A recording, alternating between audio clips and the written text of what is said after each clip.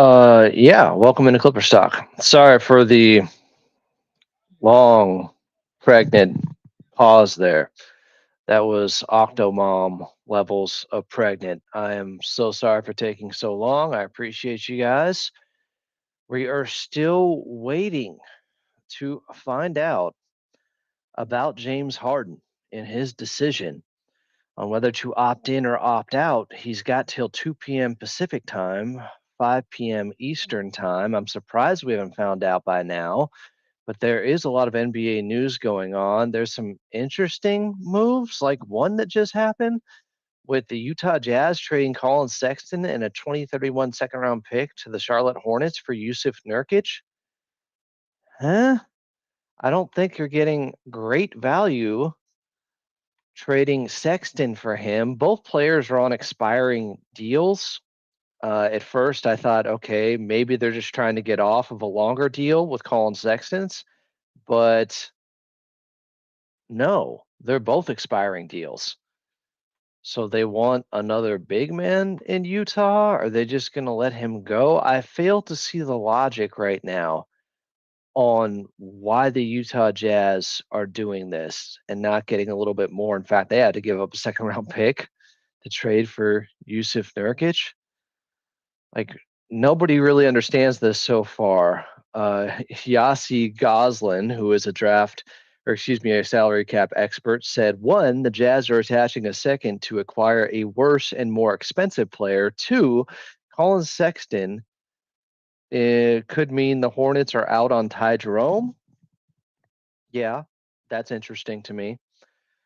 We're still here waiting for this decision from James Harden. We're all expecting him to opt out of his contract. It just hasn't happened yet, at least according to Shams Charania, who we trust with our information here. But we do have a lot to get into. LeBron James opted in to $53 million, and there was some interesting wording from Clutch Sports and Rich Paul regarding what could be next for LeBron and what he's looking for with the Lakers. Could that mean he's going to get traded? This is the first time he hasn't opted out and then just signed a new one and one type of contract in his career. He still has this no trade clause. But I am waiting on news for James Harden. Now we have a little bit of other rumblings going on with the Clippers right now. I will bring you guys this here in a second. I'll pull up the post so you all can see it. But this was according to Mark Stein. He is saying CP3 is making a decision. I'll just read it to you. Quote, the Los Angeles Clippers, in addition to Phoenix, are another of Paul's former teams, CP3's teams, that is said to be weighing a second engagement with the 12-time NBA All-Star who turned 40 in May. Paul's family stayed in Los Angeles this season, while Dad played in South Texas with San Antonio. Clippers and Suns are both interested in a reunion with CP3. It's not that we didn't know that there weren't or there hasn't been some talk regarding Chris Paul with the Clippers. I think it makes some sense here. It's just that we didn't know about the Phoenix Suns being involved as well. So both teams might bring him back, but CP3 wants to be in LA with his family. He has expressed as much with his son playing now at the lower levels. I think he's in high school. Makes a lot of sense. I would not hate that. Bringing CP3 back to be a Clipper, I think those old wounds have healed for the most part. Even Joseph Raya Ward, I think, is softening his stance on Chris Paul at this point. You guys are chiming in here on the Colin Sexton deal. Andy said, that's a weird deal. I would have loved to get Sexton in a second for Bogey. They would have had to include, I think, something else. I would have too. MX Canara said, worst case scenario, it's a sign and trade for Harden. Contending teams don't have money. Contending teams would also be hard capped if you do a sign and trade at the first apron, so that's pretty unlikely. Fahad said, let's get DFS. LeBron and the Lakers drama makes it more likely he leaves. Dorian Finney-Smith did opt out of, I think, about $16 million he could have opted into today. He is on the market. Hornets aren't done. They need a big, said that Mexican Nara. I thought the Hornets, they drafted a big, my guy. They might still need one, but they did draft a big with Cockbrenner. Why not? The Clippers said, does he have to make his decision today? Yes. Yes, he does. He has to make his decision in about the next hour and a half when it comes to James Harden. So is he opting in? Is he opting out? We're all assuming he's just going to opt out. I do not understand this Hornets trade. How did they get one over on the Utah Jazz like this? Why did the Jazz just really value Yusuf Nurkic? Yeah, according to a guy who has 10,000 followers, I'm pretty sure he is just maybe he's got intel that Shams Charania doesn't. This guy Ari, or maybe he's just guessing and making an educated guess because we all think he's going to opt out and work on a new 2-year deal with the Clippers. I don't think you have to be an insider to have that thought. But I'm sorry, I'm going to wait till the professionals do this. And Shams Charania is that guy. I'm not as familiar with Aria or Ari. Alex said, "You get mad when people ask you questions. You're a sassy man, bro." I mean, depending on the question, there are times. Andy said, "Think with the Beasley news coming out, the Pistons could be a team interested in Norm. He's an older but better version of Beasley. You know who they're interested in? Nickeil Alexander-Walker, and they can afford to pay him more than the full mid-level exception, which the Clippers have, $14.1 million. Detroit can pay Neil Alexander-Walker more. But maybe that's an interesting thought.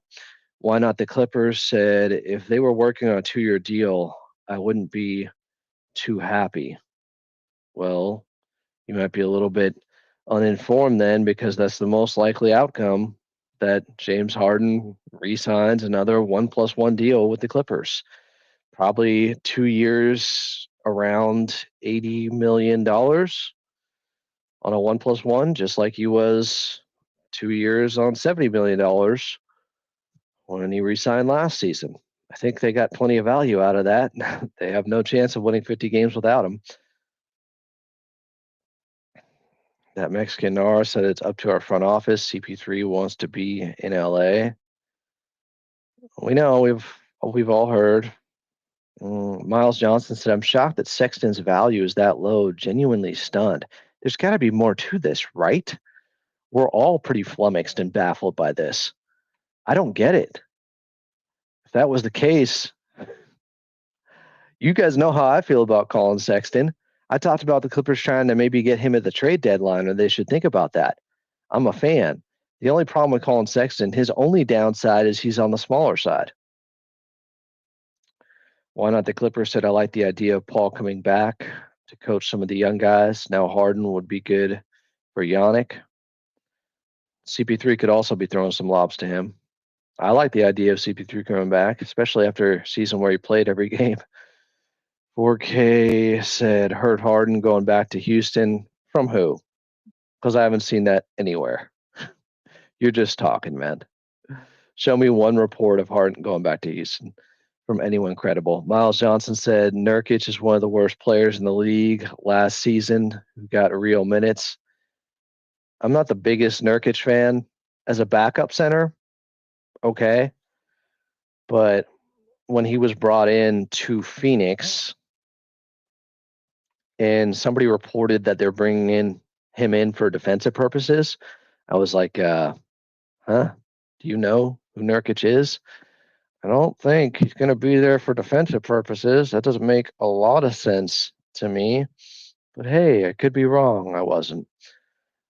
He's not a great defender. He had a pretty significant leg injury earlier in his career with Portland.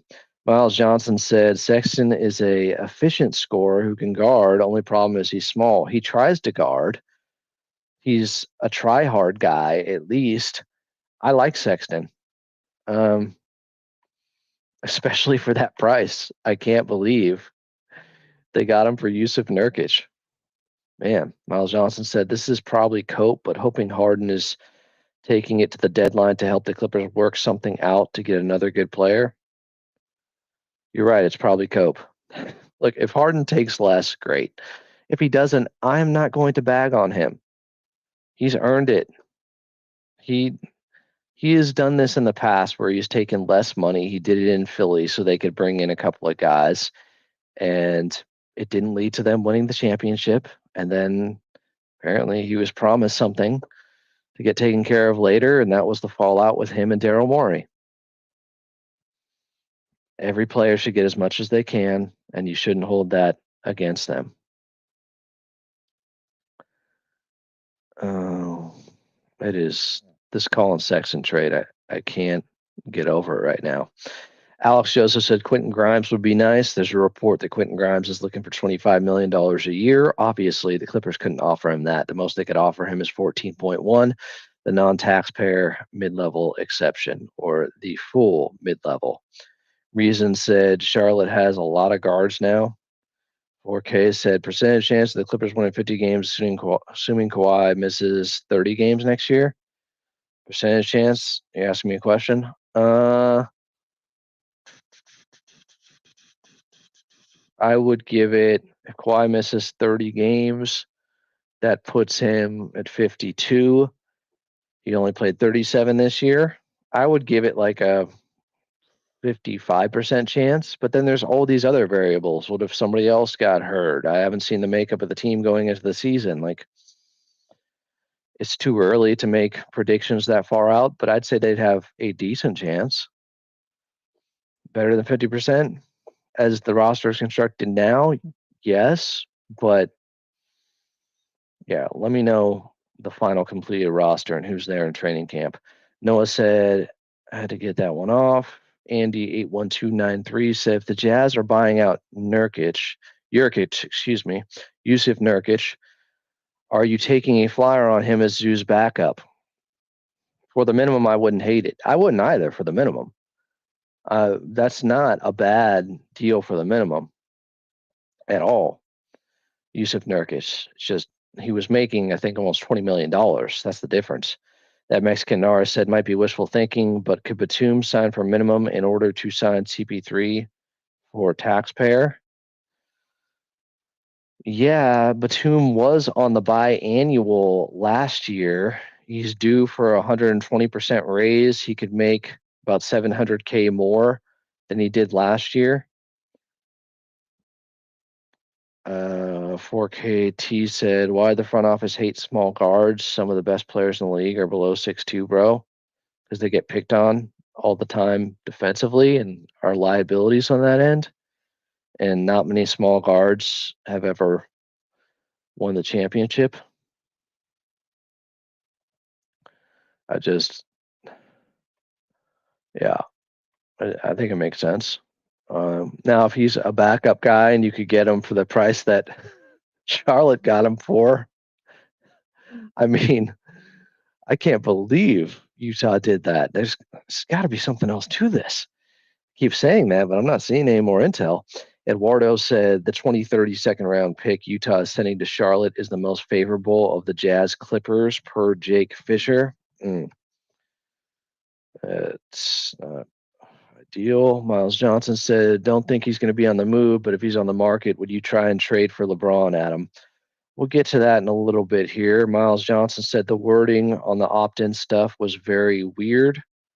Yeah, I'm going to read that in a little bit. Dan M said Grimes is not $25 million good, though. Well, it depends. If he's as good as he was the last 30 games of last season with Philadelphia, he is. Mickey Ramirez said Sexton to the Hornets. Does this mean Melo news coming soon? Okay, if you want to read into it that way, that's interesting. I don't think so, because of the guys that they drafted. They didn't draft a guy who was a guard, a young guy. And maybe they're just looking at Colin Sexton as a 6-man type, and he's great in that role, I think, coming off the bench. I'm a fan. I don't think this pretends anything with Melo at this point. He just got paid. He's got 4 more years on his deal. That would be a massive move, but who knows? I've obviously crazier things have happened. I'm still reeling from this trade. I'm going to text my buddy Bob Schmidt. He's smart with the salary cap. He's at the Fear the Fro podcast, a Cleveland Cavaliers fan. He's been on the show before. Why would Utah do that? Why would Utah do that is what I texted him. He might have some insight. Andy81293 said maybe Nurkic is willing to give up money in a buyout and Sexton wasn't. Only way this would make some sense. Why give up the pick to get a worse player on a bigger contract? Yeah, I just see getting more value back from Colin Sexton, even though he's on expiring. I just think you could get more. And Colin Sexton, guys, considering he was one of the nice gets, it wasn't just Lauri Markkanen when they traded Donovan Mitchell to get him. Colin Sexton averaged 18 per game, 48% shooting from the field, 41% from three last season, 4.5 assists. What? Colin Sexton is young? That feels like selling really low. Really low. Big Money Saul said, on a scale of 1 to 10, how hard do we think L. Frank is going to cook this offseason? Well, I don't want to oversell and underdeliver or anything like that, but I think they put it this way.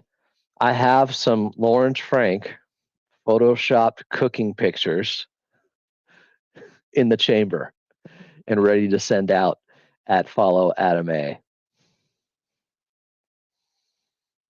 Let's see. Alex Joseph said, man, I want Alexander and Grimes.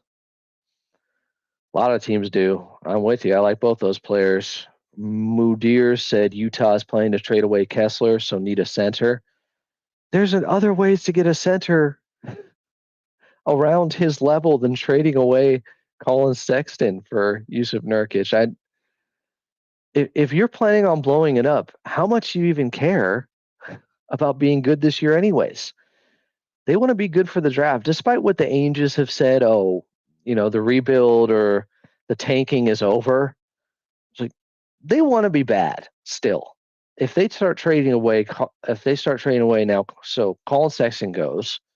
If they trade away Kessler, if they trade away Markkanen, if they trade away John Collins, if they trade away Jordan Clarkson, and they start having a big sell-off, it's because the Utah Jazz want to be bad.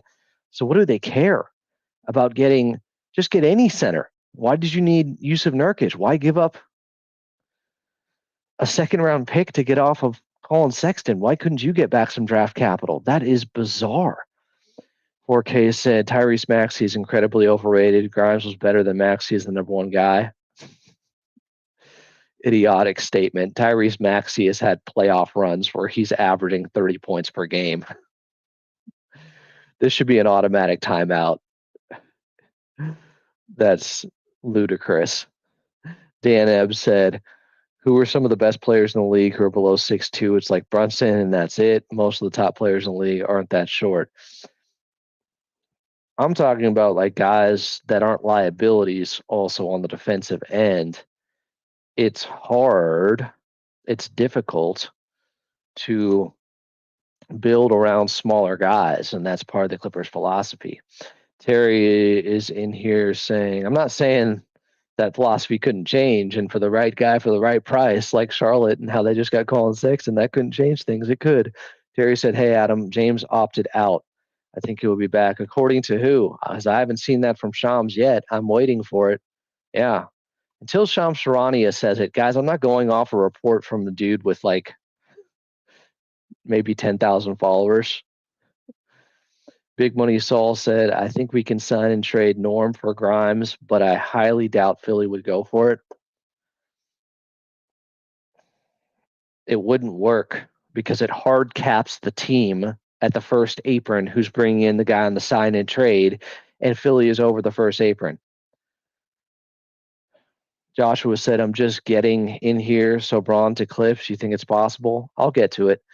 Andy81293 said, Jazz have guys they want to play and develop, and Sexton is taking up the time. So moving him makes sense, but for that, that's what I'm saying. I'm fine with them moving him. For that, no. Maybe Nurkic wants to land on the Lakers and is willing to give up money to do that. You think they're going to buy him out?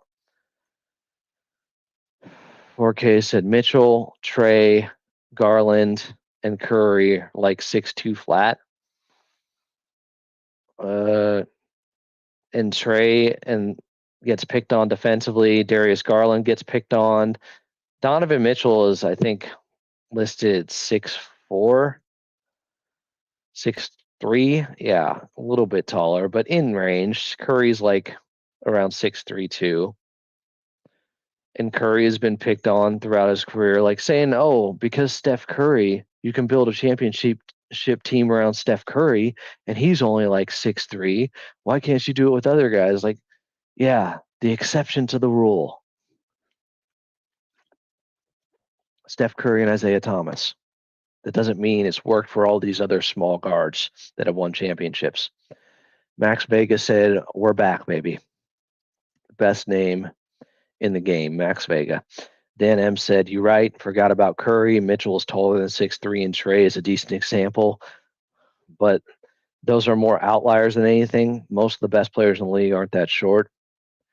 I mean, Trey is also an example of, look, I'm interested in Trey Young, but I don't know if the Clippers are because of his lack of height. Can you build around a guy that short and win a championship? Jacob said NBA Sentinel in here.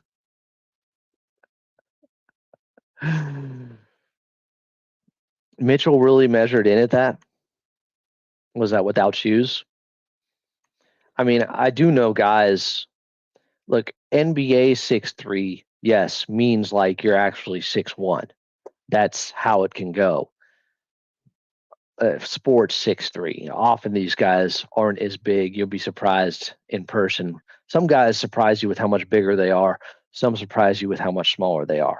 But the point is, who are all these small guards that have won championships? It's really hard. Hotline Bling says Clippers will have something up their sleeve. They always do. I like that. Andy said, if we can't land Na or Yabusele with mid-level exception, who are other targets? I like Aldama or splitting up between CP3 and Capella. CP3 and Capella would be nice. I like splitting the mid-level $14.1 million into those two guys, especially like the Capella part of it. I think Capella is a backup center. Is really good get.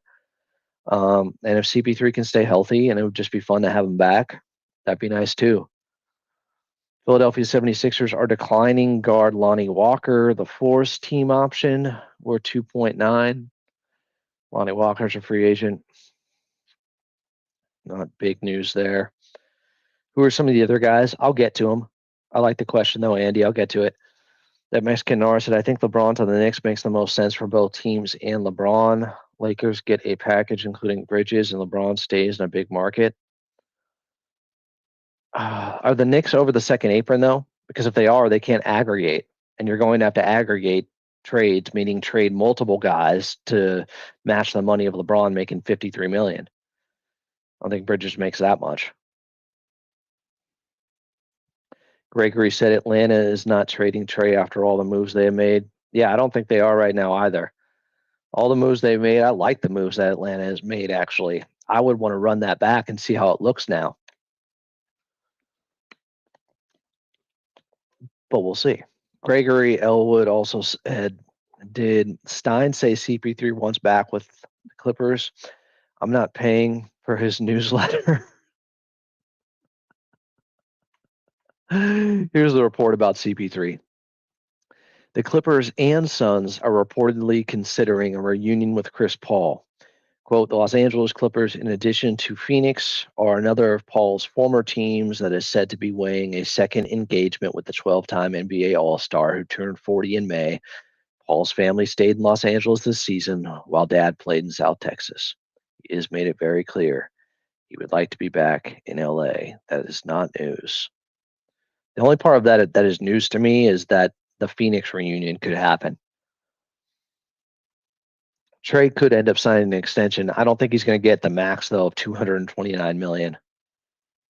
I think they're going to try to get him for less. Eduardo said Philly declined team option on Lonnie Walker. Read that. Gregory said enjoy Europe, Lonnie. That's hate. Tom Rain said I'm still wondering about the title of this live stream mentioning LeBron to the Clippers, and why would anyone want to do that? Why? Said LeBron always does this in the offseason where he threatens the team with a trade request. Planet 619 said I ain't paying for this S either. Well, no one's paying for Clipper stock. That's what you mean. We're free here. We're going to be live tomorrow as soon as free agency hits at 3 p.m. Pacific. I'm going to be in this Burbank studios. We'll have multiple guests on.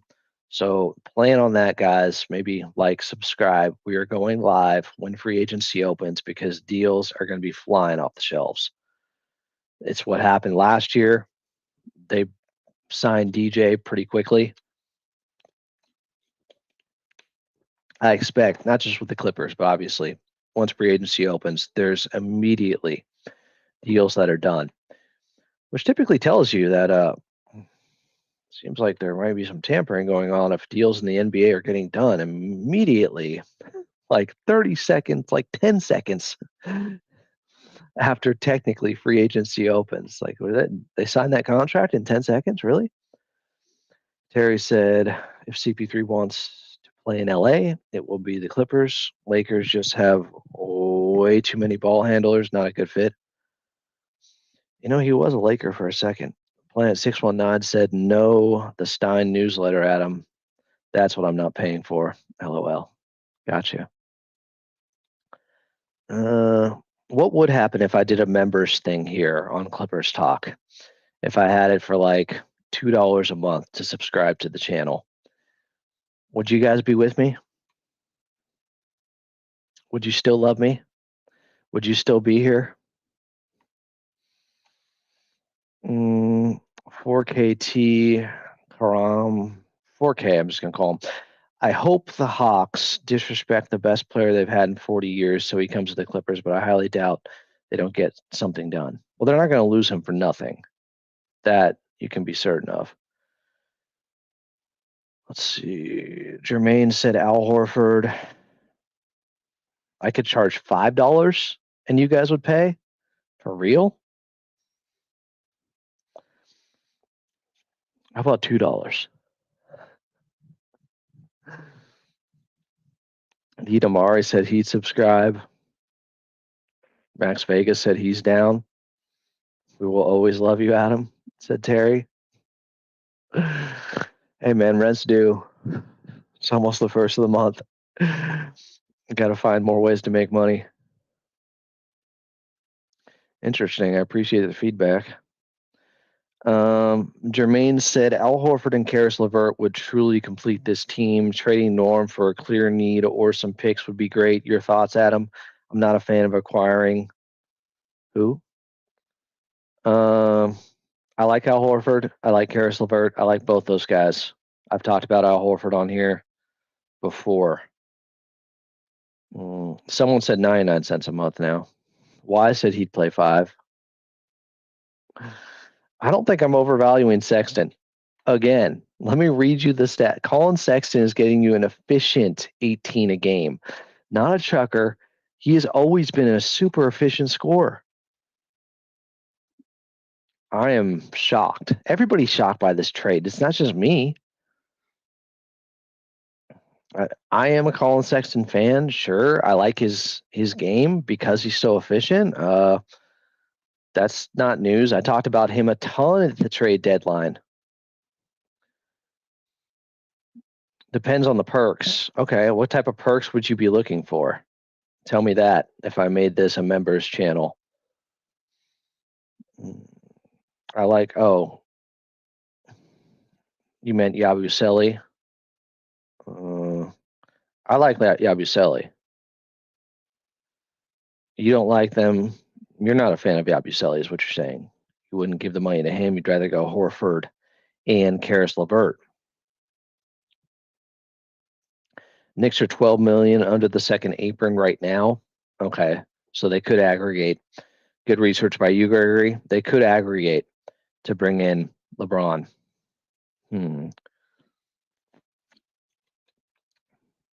Planet says I should charge $3. Planet 619 said Kawhi and Harden were both in Paris together with Westbrook as recently as 3 days ago. Yeah, they were doing the runway stuff. So at least Kawhi knows what's up. Just before the news breaks, and it's coming sometime in the next hour here because there's a deadline on this. LeBron already made his decision. He's opting in. James Harden has to make a decision. Does he opt in? Sorry. Does he opt in to his contract for $35 million this year? Or does he opt out? They renegotiate. It's actually $36 million. They broke it into $70 million over 2 years. He made 33 this year, 36 he'd be opting into for next year. But I'm of the position that it's more likely, much more likely, he opts out and does another 1+1 for a total of $80 million. So around $40 million a year. That is what my guess will be with James Harden. If he opted in, as we heard from La Murray on this channel a couple of days ago, I would be concerned. If he would opt in, just like with LeBron, that would be more of a tell that maybe he was looking to be traded. I don't expect him to opt in. Urban Figure said the Clippers always talk about getting younger, but yet they only looking at older veterans in their 30s. How about we wait and see how the offseason goes? Last year, they brought in a younger player and DJ, who had a pretty prominent role.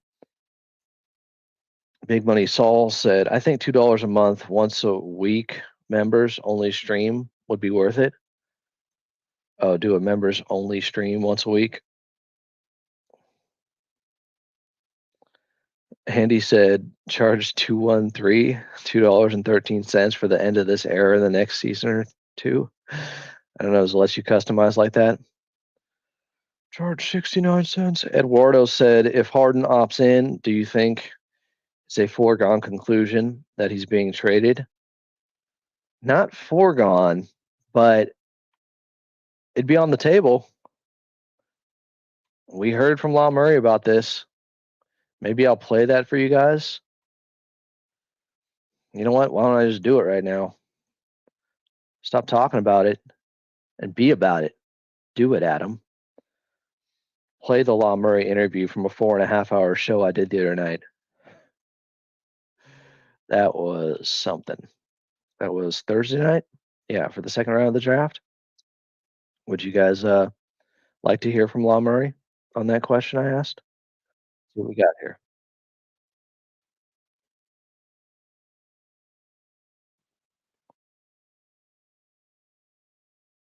Hold on, guys. Hold on.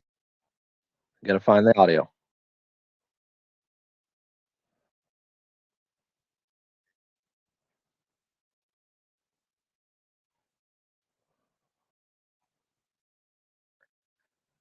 I'm searching. I'm searching. I'm searching. I'm searching. Oh, I think I got it. I think I got it. The James Harden. Okay, I got it. I got it. I got it. I got La Murray's answer. This is what you guys have been patiently waiting for. I got it for you. Okay. Here we go. Here we go. Listen up. I'm not the coach. I'm not the front office. I'm not the agent, and I'm not the owner. And if I had any of that kind of money, Adam, we could talk, but I'd be looking like a little more money right now. Yeah, I'll be talking to you on your yacht, maybe. Nah, I wouldn't have a yacht though. I would not have those rich problems. I'd have different rich problems, but a yacht would not be one of them. I don't like water like that. Same here. I've seen Jaws too many times. Happy 50th anniversary. I need a bigger yacht. James Harden. he was brought up to Lawrence Frank, and I guess they've been talking ever since Game 7 ended with his representatives. Do you think the most likely thing is that he opts out and re-signs another 1+1 with the Clippers? That's the plan. I think that's the plan all around. Pretty much every league source I've talked to expect that to be the resolution. But the thing that I would say is, if James Harden opts in, it ain't to stay with the Clippers. So, I think that I don't think that's a likely or something that I'm like preparing for in any way. But your read is if he opted in, that would mean he'd be looking to be traded? it means that they're trying to look for, another team because they don't like what their contracts. It would be a breakdown in negotiations. And again, I just don't expect that to be the case. I don't expect that to be the case from either end. But deadline spur action. I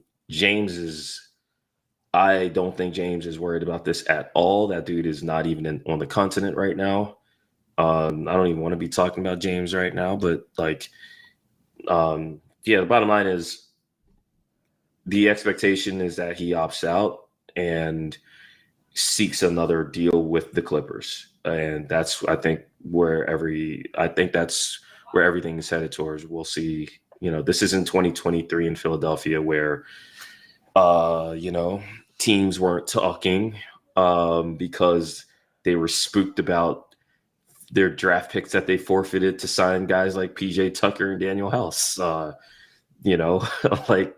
this isn't a situation where James is like, I'll opt out so I can get the bag from Houston, not accounting for Houston hiring a head coach with previous experience working with James, who doesn't want to build his program with James as a part of it. So there's not a lot going right now as far as right now, James and the Clippers, we're expecting them to is more than likely is going to be a 2+1 kind of thing. And that's the expectation. We'll see. Today's the 26th, clock's ticking. So, we'll see what the next 72 hours are like. So we're looking at in a couple of days, we're going to hear James Harden opted out, and nobody should be going nuts over that. That's to be expected. That's the most likely scenario. Yeah, the opt out, it would not sound alarms for me. An opt in would. Yeah. But yeah, we're talking about, no one's talking about like an opt in being a thing that would happen. I asked straight up, why would James opt in? And again, no plan to do that. But if you would only do that if you felt like the number is so far apart that it necessitates something where he would have to find a team. And I don't know what that team would even be. James is not exactly a plug and play player. So, Could it be a number of years and not the price? I don't think so. If he wanted 3 years, that wouldn't be an issue for the Clippers? I think everyone knows what the plan is. Like, you got to remember, James has been a free agent before. You know what I mean? And I think James did everything the Clippers asked him to do. Like, James literally signed a 1+1. And that 1+1 is like, if something were to happen in James this past year, if he got hurt, he had an ungodly, terrible year, if he missed the playoffs for the first time in his entire playing career, then it's like the market will dictate certain things and you lock that in to protect yourself. He doesn't need that protection. He just made All NBA for the first time in 5 years. So the talks were the talks last year. I don't think there's any surprise. James is about to be 36 this summer. Like, there's the over 38 rule, like, that you have to, like, that just restricts your options anyway. So again, I don't expect anything crazy. We'll see what goes on from there. All right, last one for you. All right, there you have it.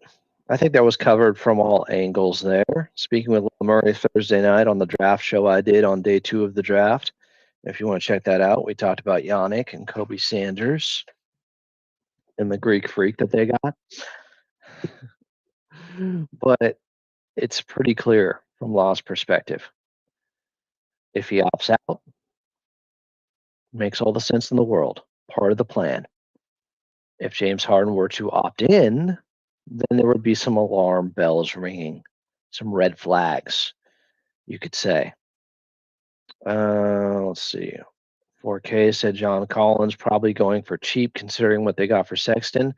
Not a fan of Collins considering he's kind of Trae Young made and super low IQ, but if he goes for cheap, Clippers should do it.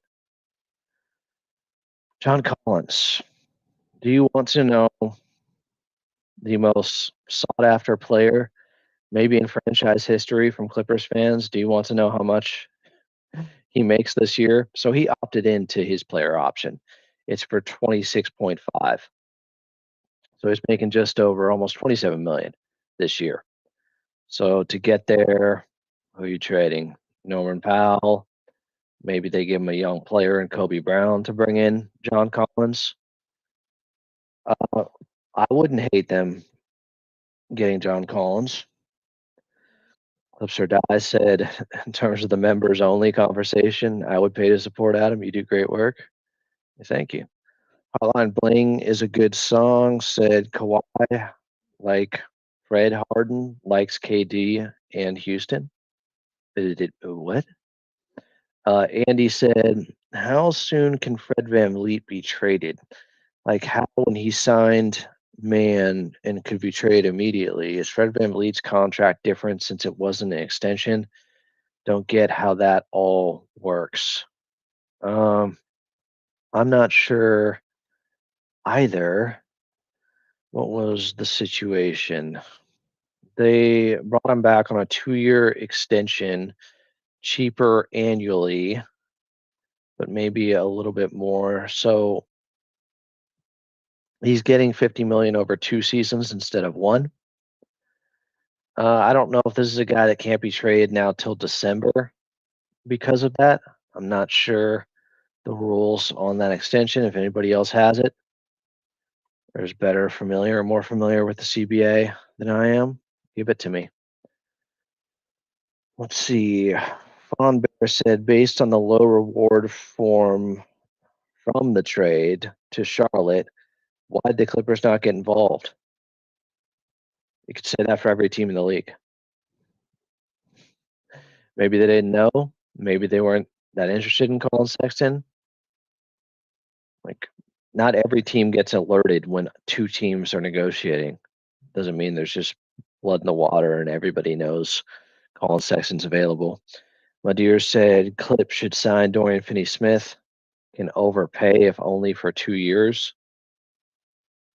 Yeah, I think he's 32 years of age. Let's see. Yeah, he's 32. He just turned 32. I like Dorian Finney-Smith, but he opted out of a deal for about 16 million. So I think my read on this is he would take less, but more overall. So maybe 3 years, 36 million. So just 12 million per year, but it's 3 years and a total of $36 million. That's ballpark wise what I'm guessing Dorian Finney-Smith gets. Terry said we need backup point guard and center more than a DFS type of player. Wandier said DFS can play power forward. Why he hoops said we'll win a championship in his lifetime. Don't know when, but we will. In this lifetime. Whose lifetime? Doesn't kind of depend. How old are you? Miles Johnson said he likes the idea of Dorian Finney-Smith. I like the idea of Shams Charania breaking news about James Harden. We're at 59 minutes. There's a deadline on this. It's 5 p.m. Eastern, 2 p.m. Pacific for players to make that decision on a player option. The countdown is on for James Harden here. I'm surprised we're getting this far. I'm not saying that means anything is getting a little dicey behind the scenes. I'm not going to overreact that we haven't got word yet on James Harden and the decision to opt in to 36 million or opt out and become a free agent and then likely re-sign with the Clippers for 2 years. It's just interesting. We heard from LeBron, we've heard from all these players, nothing from James Harden, but I'm sure it's coming soon, guys, because it has to. That's all I can tell you about it. Should I pivot to talking about LeBron since some people have already photoshopped him in a Clippers jersey already? All right. It was a little bit curious that LeBron James, for the first time in his career, didn't opt out and get a new 1+1 deal. It means he still holds on, though, to his no trade clause in his deal. LeBron exercised his $52.6 million player option for the 25-26 season. And then his representative, Rich Paul, told ESPN, quote, LeBron wants to compete for a championship. He knows the Lakers are building for the future. He understands that, but he values a realistic chance of winning it all. We are very appreciative of the partnership that we've had for 8 years with Jeannie Buss and Rob Pelinka and consider the Lakers a critical part of his career. We understand the difficulty in winning now while preparing for the future.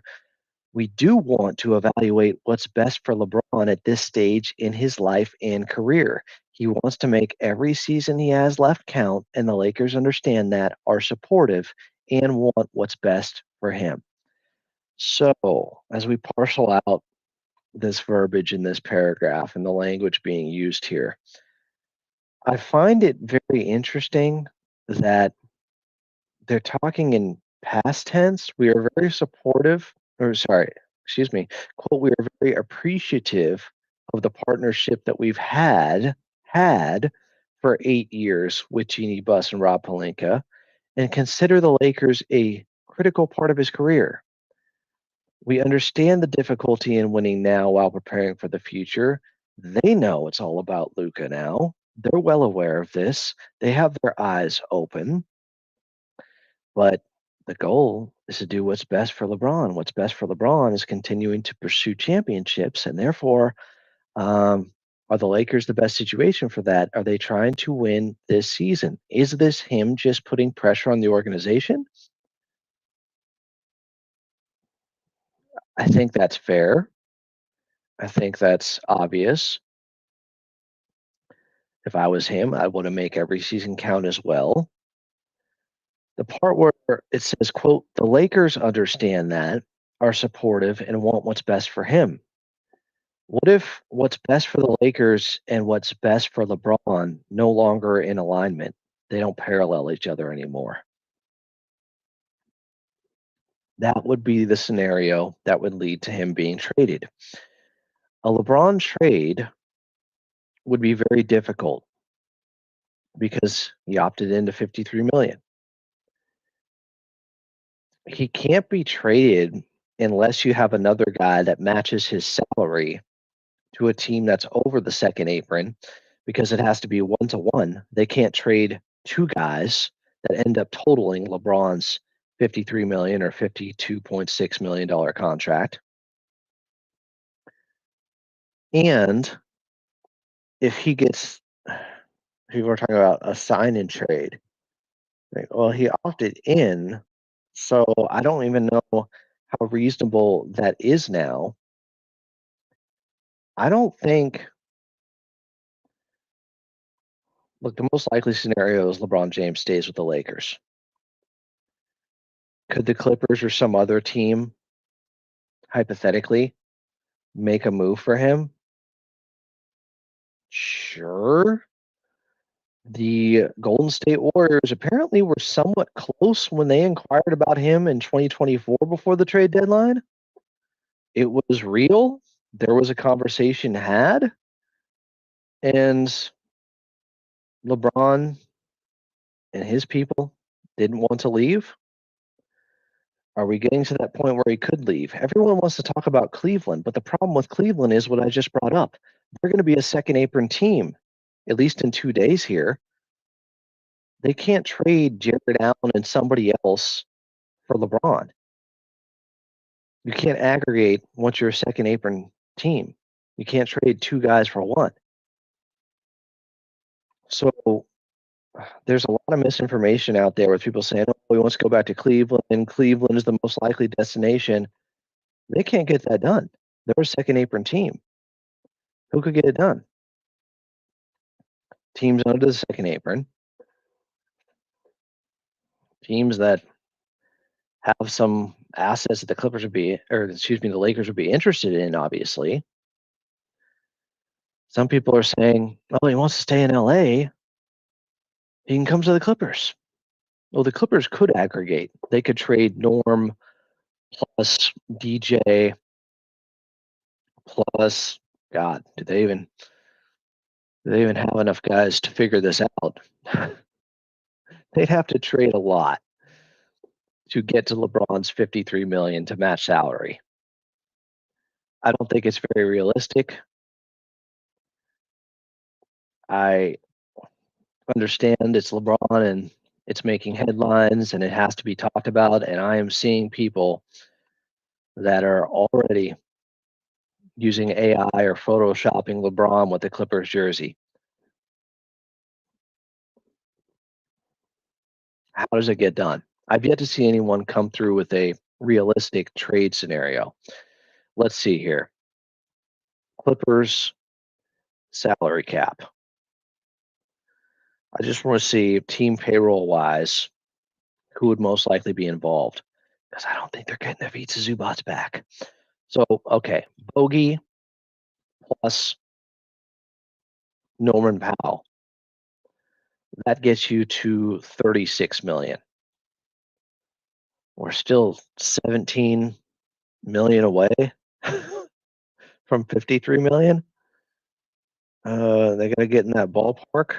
So let's say Derrick Jones Jr., there's 46 million. Chris Dunn, another 5 million. Now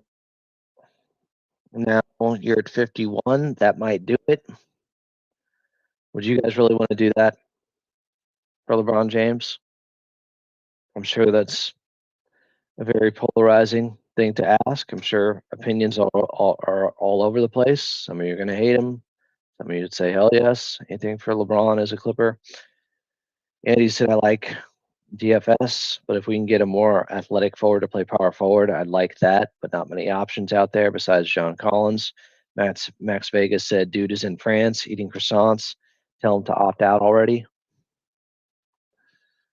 Oh, by the way, happy birthday. Happy 34th birthday. 34 years young is Kawhi Leonard today. Want to make sure I got that in there. I think regardless of what happens in his era with the Clippers, if they don't end up winning a championship, he will always be known as the first guy to turn them into a destination franchise. He chose the Clippers, could have gone to all these different places. He chose them. It was a big deal. It put the Clippers in a different echelon, added credibility, validity to what they were already building. Remember, I always say this, but in a lot of ways, they're a new franchise because they had the worst owner in sports, and now they went to the best owner in sports. And that's only been for 11 years now, since 2014, when Steve Ballmer took over. Las Vegas said LaMelo to the Clippers. Is that even possible? Yeah, it's possible. Salary-wise, would they take Norm and Bogey and all those guys I just mentioned? LaMelo makes less than LeBron. LaMelo Ball is, I think, around 40 million a year. So he's at 38 this year, then it bumps up to 40, then 43, then 46 million. He just signed a contract for $203 million a year ago. So he's a year into that new contract. There's still 4 years left. Then he's an unrestricted free agent. at the age of 28 during the summer of 2029. Um, yeah, if Charlotte would really want to move off of all that money like that, I think somebody else could maybe offer more. The Clippers would have to give up at least one first round pick. Remember, they have two now opening up. They could trade 2030 and 2032. Do you guys want to trade more first round picks just as they're starting to get some back?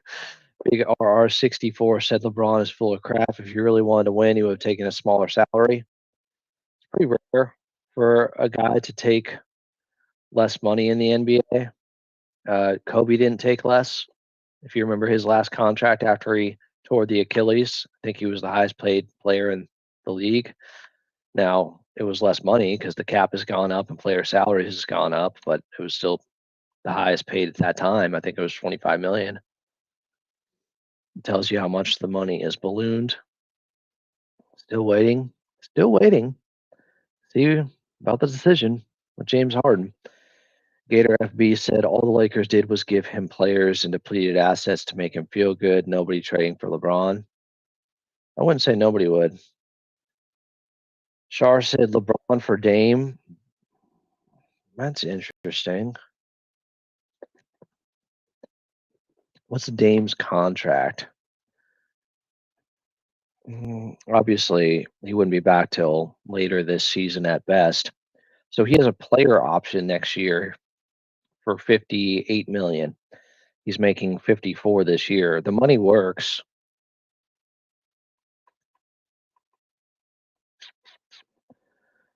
Unless I don't think I think Milwaukee's under the second apron. Terry said, I think the Cavs can trade for LeBron Garland. They can't. They can't. I just explained it. I just explained it. You can't aggregate if you're over the second apron. The Cavs are going to be over the second apron. You can't trade multiple guys for one LeBron when you're over the second apron. Giuseppe said, any news on AM 570 re-signing Adam to a new deal? I don't have any news. Terry said, okay, so complicated. Gator said nobody's trading for him and tearing up their roster. Plus, he has a no trade clause and would make sure LA got nothing in return. Yeah, LeBron can dictate where he wants to go. He and Bradley Beal are the only two guys with no trade clauses left in the league. Yeah, this is the logic of LeBron haters. He doesn't take a pay cut. Selfish and greedy.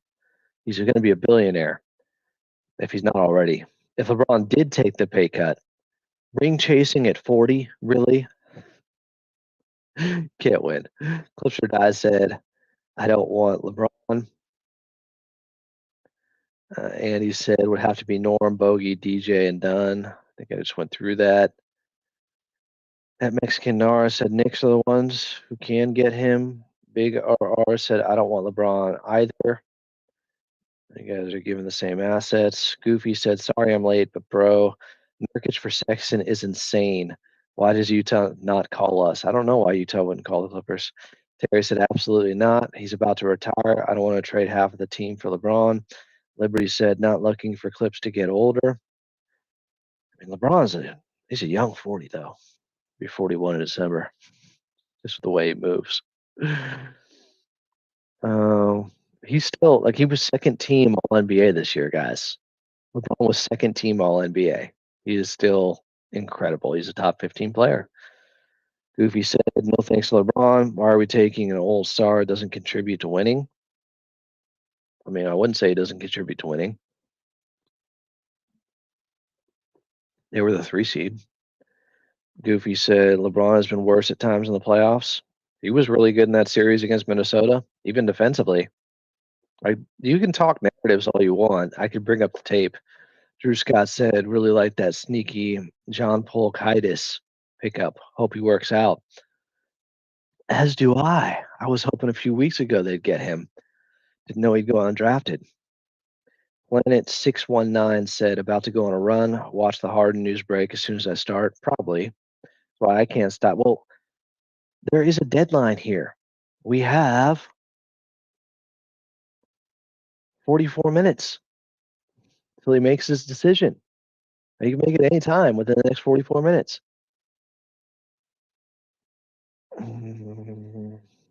Sunken. I almost blocked him on accident. I was just trying to bring up his clip. I did that with one guy one time. I unblocked him later, but I accidentally blocked him as I was just trying to reply to a comment in here. They shouldn't put the reply right next to block user. The very next thing after reply in the drop down selection, it goes reply, then block user on YouTube. Accidents happen. Duncan said Lakers don't want Dame. Goopy said no trading first round picks unless it's one for an actually good young star like Trey Murphy. You don't like LaMelo? Goofy said also, Adam, thoughts on Kuminga? Has your position changed, or do you think the Clips aren't as competitive to get him? What do you think my position was? I never was talking from the Clippers side of things. I was just saying this is what I would do. I would offer him 3 years, 90 million. I would offer Kuminga that and see if that's the most I would offer, I should say. The most I would offer is 3 years, 90 million. That's the max I would give up for Kuminga, which is most people, but I'm a fan, and I also think the Clippers have to take some risks like this if they're going to get young talent that has that much potential. You have to take risks because they're not going to be able to draft it, and if they don't have some flaws, and Kuminga does, he's still an unknown. Uh, they wouldn't be trading him in the first place or letting him go in the first place. So obviously, it's not perfect. Jerry says LeBron should ask for a trade right now. I believe LeBron may go to the Knicks or Cleveland. He can't go to Cleveland. Cleveland would have to get under the second apron. Like, good luck. They'd have to do so much wheeling and dealing and giving up on young guys. LeBron, it's not happening. Andy said Harden, Neil Alexander Walker, Kawhi, LeBron, Zoo with CP3, Christie, Miller, Batum, Yannick would be a wild rotation. Yes, it would. From old guys to real young guys coming off the bench. Sunken City Clips said the only thing about Clippers basketball I look forward to is Big Zoo getting even better. Well, that's a downer. All you care about is Big Zoo. Not looking forward to anything else. Jermaine said, Adam, that was not a merit second team All NBA. Several players were more worthy, but they have to anoint LeBron as always. He is a cancer to any organization he becomes a part of. No way. Okay, this is just bullshit. And let me tell you why it's bullshit. His team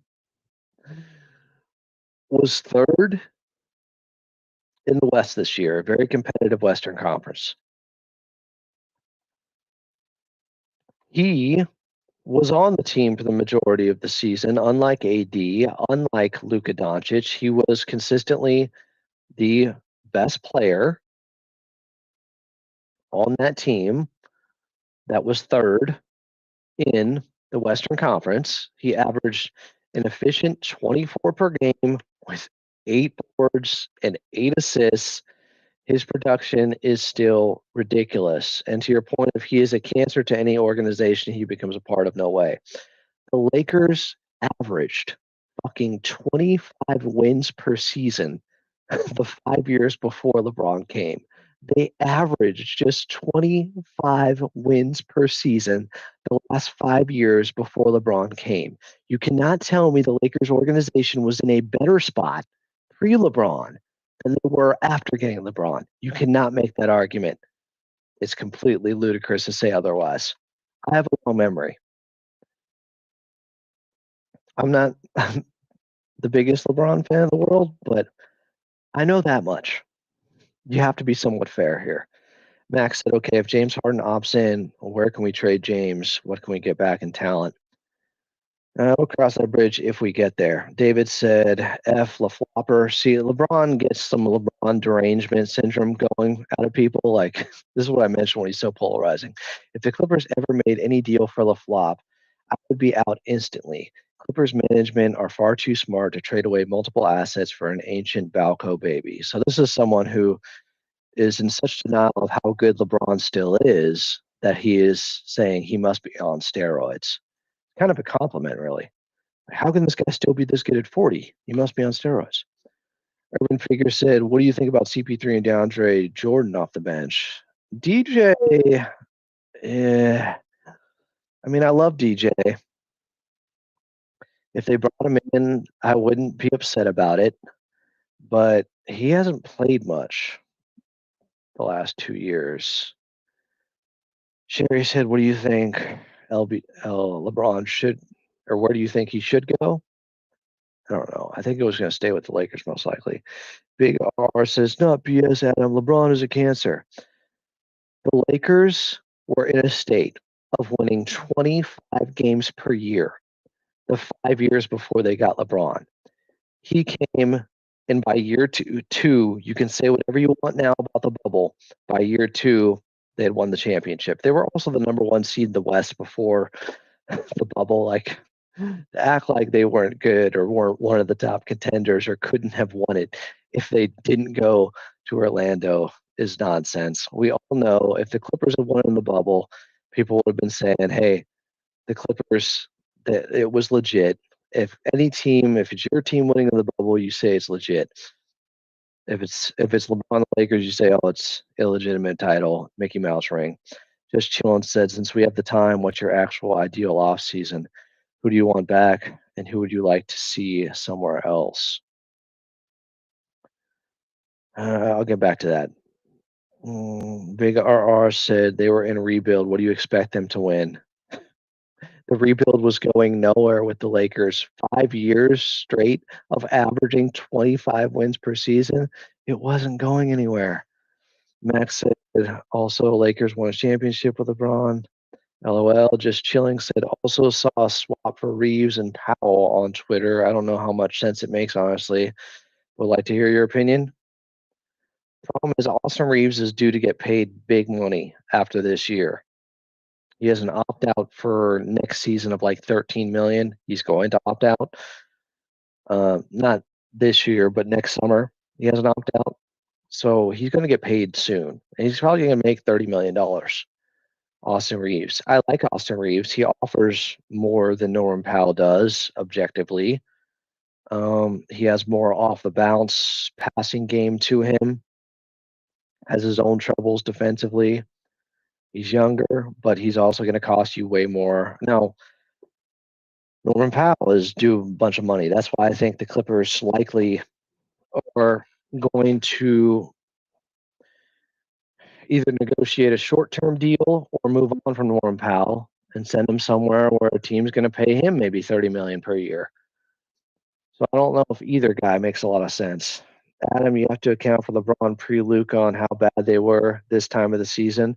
He's good, but it's annoying seeing LeBron play the blame game when he was inconsistent. How bad they were. They had the number one defense for like 2 months before they got Luka, and this was without Anthony Davis when they went to that small ball. It wasn't like Luka turned everything around for the Lakers at all. He had some really, really mediocre games.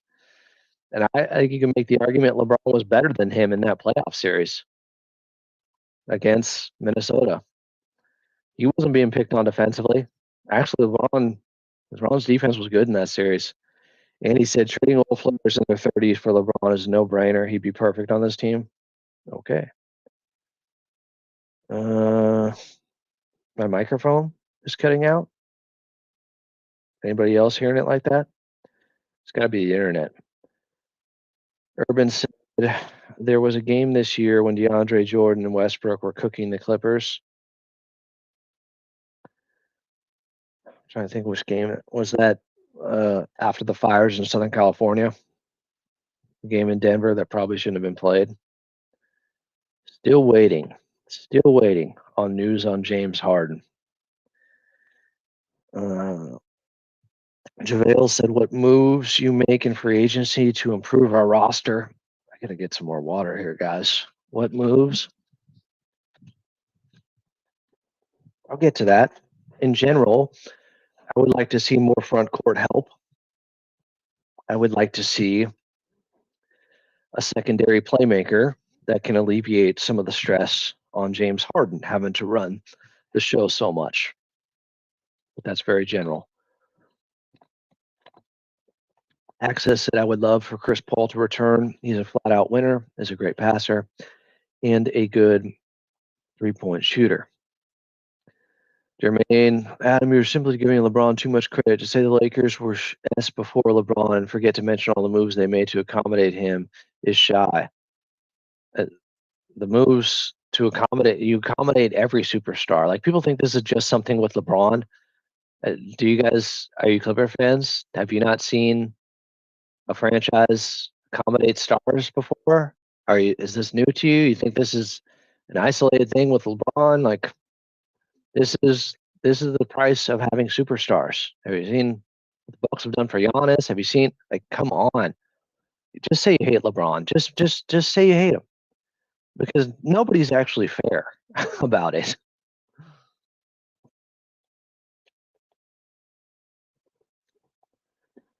Mic is cracking randomly. All right, let me try to turn it off and turn it back on.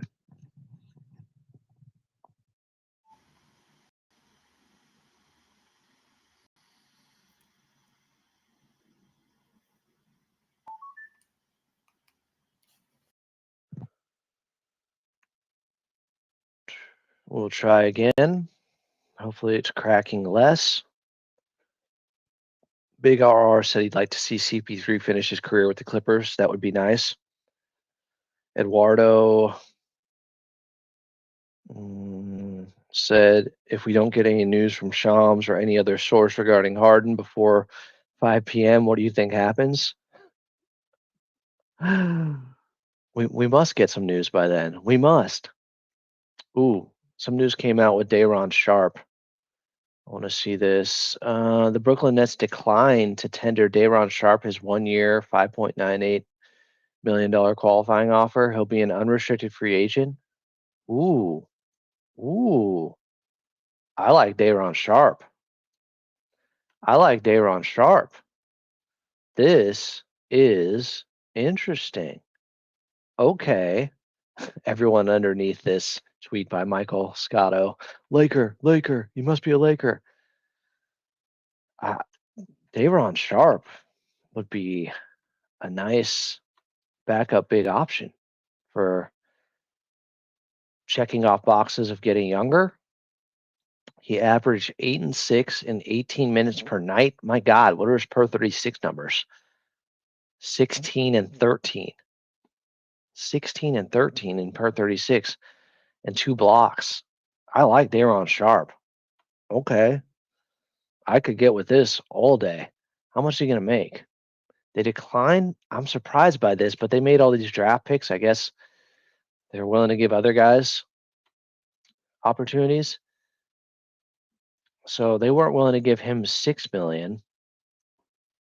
This could be interesting. Surprise LeBron isn't taking a pay cut. Why? Did Kobe take a pay cut? Who are all these guys that have taken pay cuts over their careers that are still really good? LeBron was at least still playing a really high level. Kobe wasn't coming off the Achilles. Tom said if CP came here on a reasonable price, I think it would be a good backup option. I agree. If you can stay healthy. Miles Johnson said Harden really taking this down to the wire. Big RR said, of course we hate him. He's a Laker. Yeah, well, things change when players come to your team. People can flip very quickly. Amin said, I feel like he should take a pay cut so the Lakers can make moves to improve the roster. The thing is, like, let's say he'd have to take like a pay cut of like 20 million to have any significant money. Like, would you take a pay cut at work? Like all these people are like, oh, he should take a pay cut. Like none of these people would actually do it themselves. None of these people would actually sign up for the betterment of the organization. His job is not to take a pay cut. It's the same thing with James Harden. Like it's not his job. If he does, great. I'll say, hey, that was nice of him. But if he doesn't, I'm not getting on anybody for not taking a pay cut.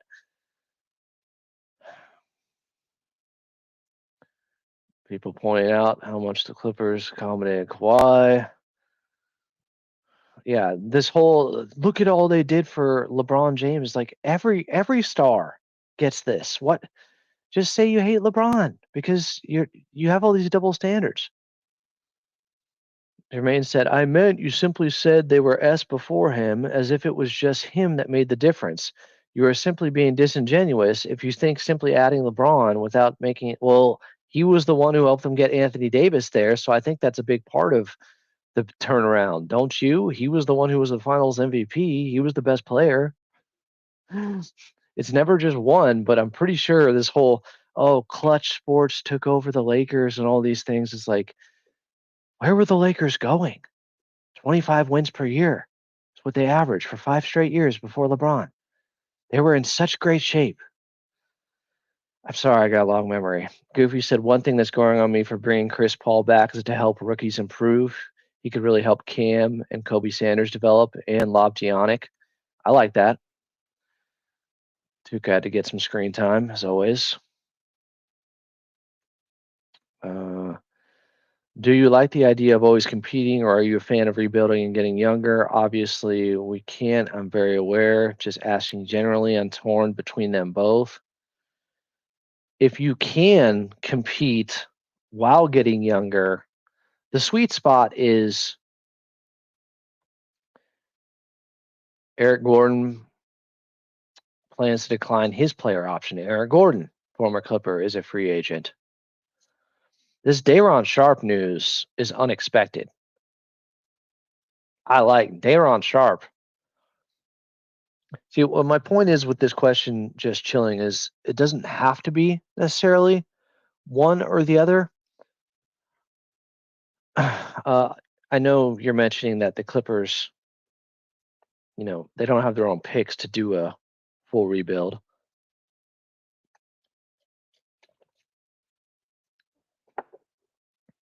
You understand that. Everybody says this. Yes, I would take a pay cut if I was already worth $1 billion and trying to win another championship, catch the real greatest player of all time. You're not making that much. You're just talking. Jermaine said the fact that Kobe wasn't playing for a championship at the end of his career, that's the logic behind that. The difference with LeBron is that he wants all the money, but at the same time, say he wants to win.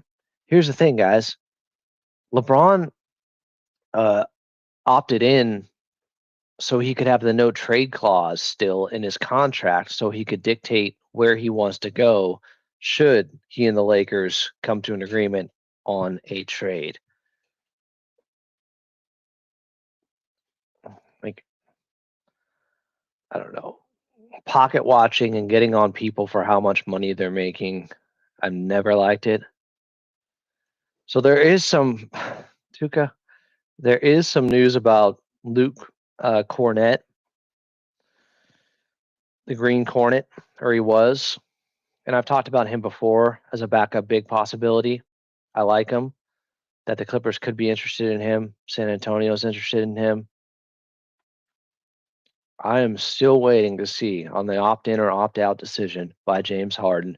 That was the idea behind doing this show. We're an hour and 18 minutes in. Amin said this feels like the PG news all over again last season, just waiting for what Harden will do. I'm much more confident that James Harden's going to do exactly what we think. Opt out, re-sign, 2-year deal. That's the most likely scenario. That makes the most sense. They gave up a first round pick for him. They do not have a chance to upgrade at that position if Harden just walks. That's not how it works. Like, you're not going to be able to bring in a player that good with creating offense and shot creation if you just lose Harden.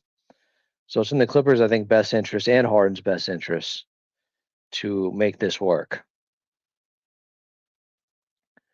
Where do I see the Greek Freak going? Nowhere right now, but apparently he's content at the moment. We'll see what moves Milwaukee makes.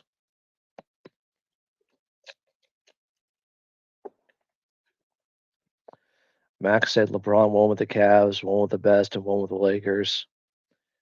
LeBron is greatness. Ryan said he's going to opt out and sign a 2-year deal. Most likely, yes. Natural Haunt said, let's trade for LeBron, and while we're at it, let's trade to get Paul George back. I think he's joking. Planet 619 said, I'll never be critical of someone for not doing something I would never do. Andy said, was hoping for Yabusele and Cornette splitting the mid-level exception for the Clippers, but now it looks like both end up in San Antonio. Based off what? I know San Antonio is interested, or there are reports of that, but both? I don't know, both. Maybe. Max wants to point out LeBron has won a championship with every team he's played for. It means that I hate Harden's play style, the ball dominance, but without him, we don't get to 50 wins. So I'll just say that. Okay. I like this Dayron Sharp news, guys. This is a young player who would be a nice backup option. He has only played limited minutes. Like, he's never played more than 18 minutes per game in Brooklyn. But I remember people talked about if they were going to trade him at the deadline this year.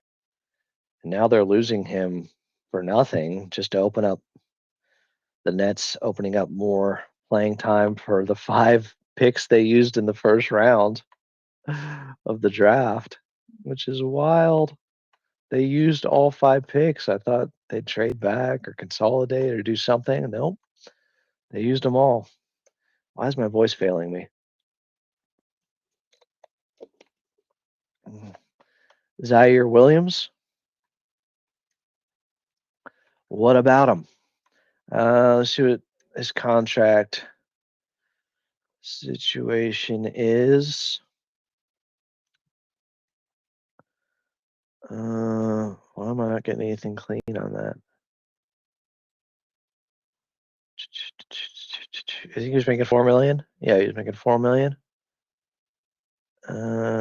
He's making 8 million this year with Brooklyn. I'm not as familiar, obviously. Just looking this up right now. Can we get some James Harden news for the love? So he averaged 10 points, 41% shooting because, well, more than half of his attempts are from 3, where he shot 34%. So it brings down your overall field goal percentage when that's the case. 5 boards, a steal per game, young forward.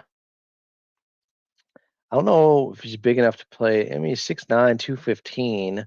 He has the height. Can he play power forward? I don't know. I'm more familiar with Dayron Sharp.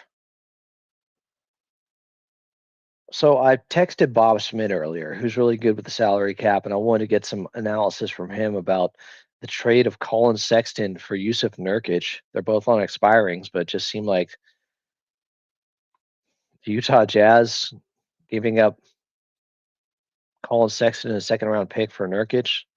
Seems like they got fleeced a little bit. I thought you'd get more for Colin Sexton. Bob Schmidt said, gotta just be to get off the salary difference. Might open up something for them in free agency. So I think, yes, Nurkic makes slightly less than Colin Sexton, but my God, I just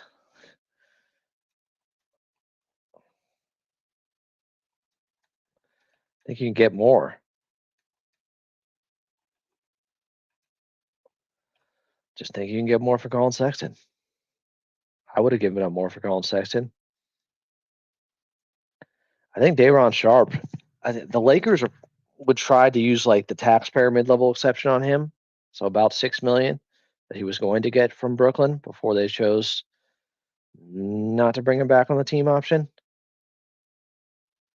What else do we got here?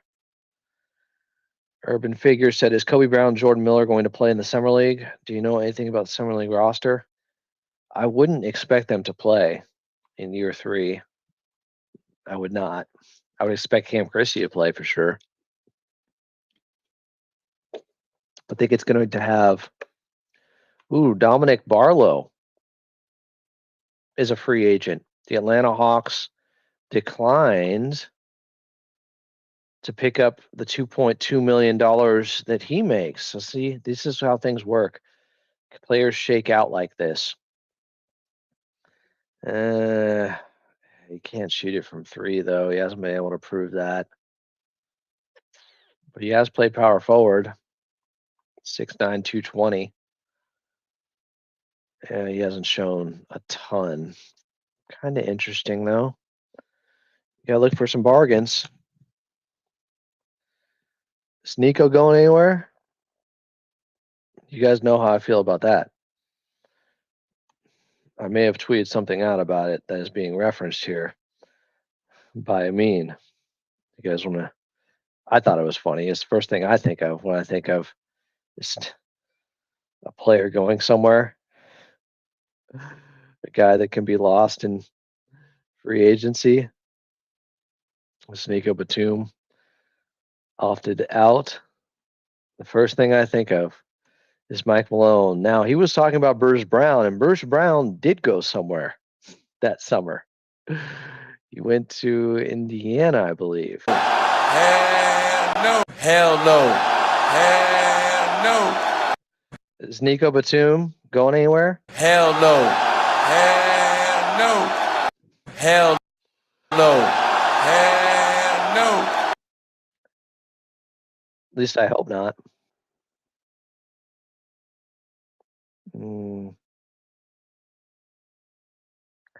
Yeah, I know. I looked up the Aaron Sharps per 36 minutes are, and he's very productive in his 18 minutes per game because his per 36 minutes are 16 points and 13 boards. That is producing out there. People are saying we need Paul George back. It might be a joke. I mean, said I really don't get how the Bulls didn't get anything back from trading DeMar, Zach, and Alonzo. What's to get? Front office hasn't done a great job. Andy said, any thoughts on what the Clippers do with Baldwin, Lundy, and Flowers? They're probably all in summer league. Saunders taking one of those spots. Sanders, you mean? Kobe Sanders, who is out? Probably Lundy of that group. That would be my guess. Sorry, guys. Was that really loud? Doing well? Not too bad, I hope. Amin said OKC, KFC, UFC, Lakers in 5. Lakers proceed to lose in the first round in 5 games to the 6-seeded Wolves. Was that a Shannon Sharp quote?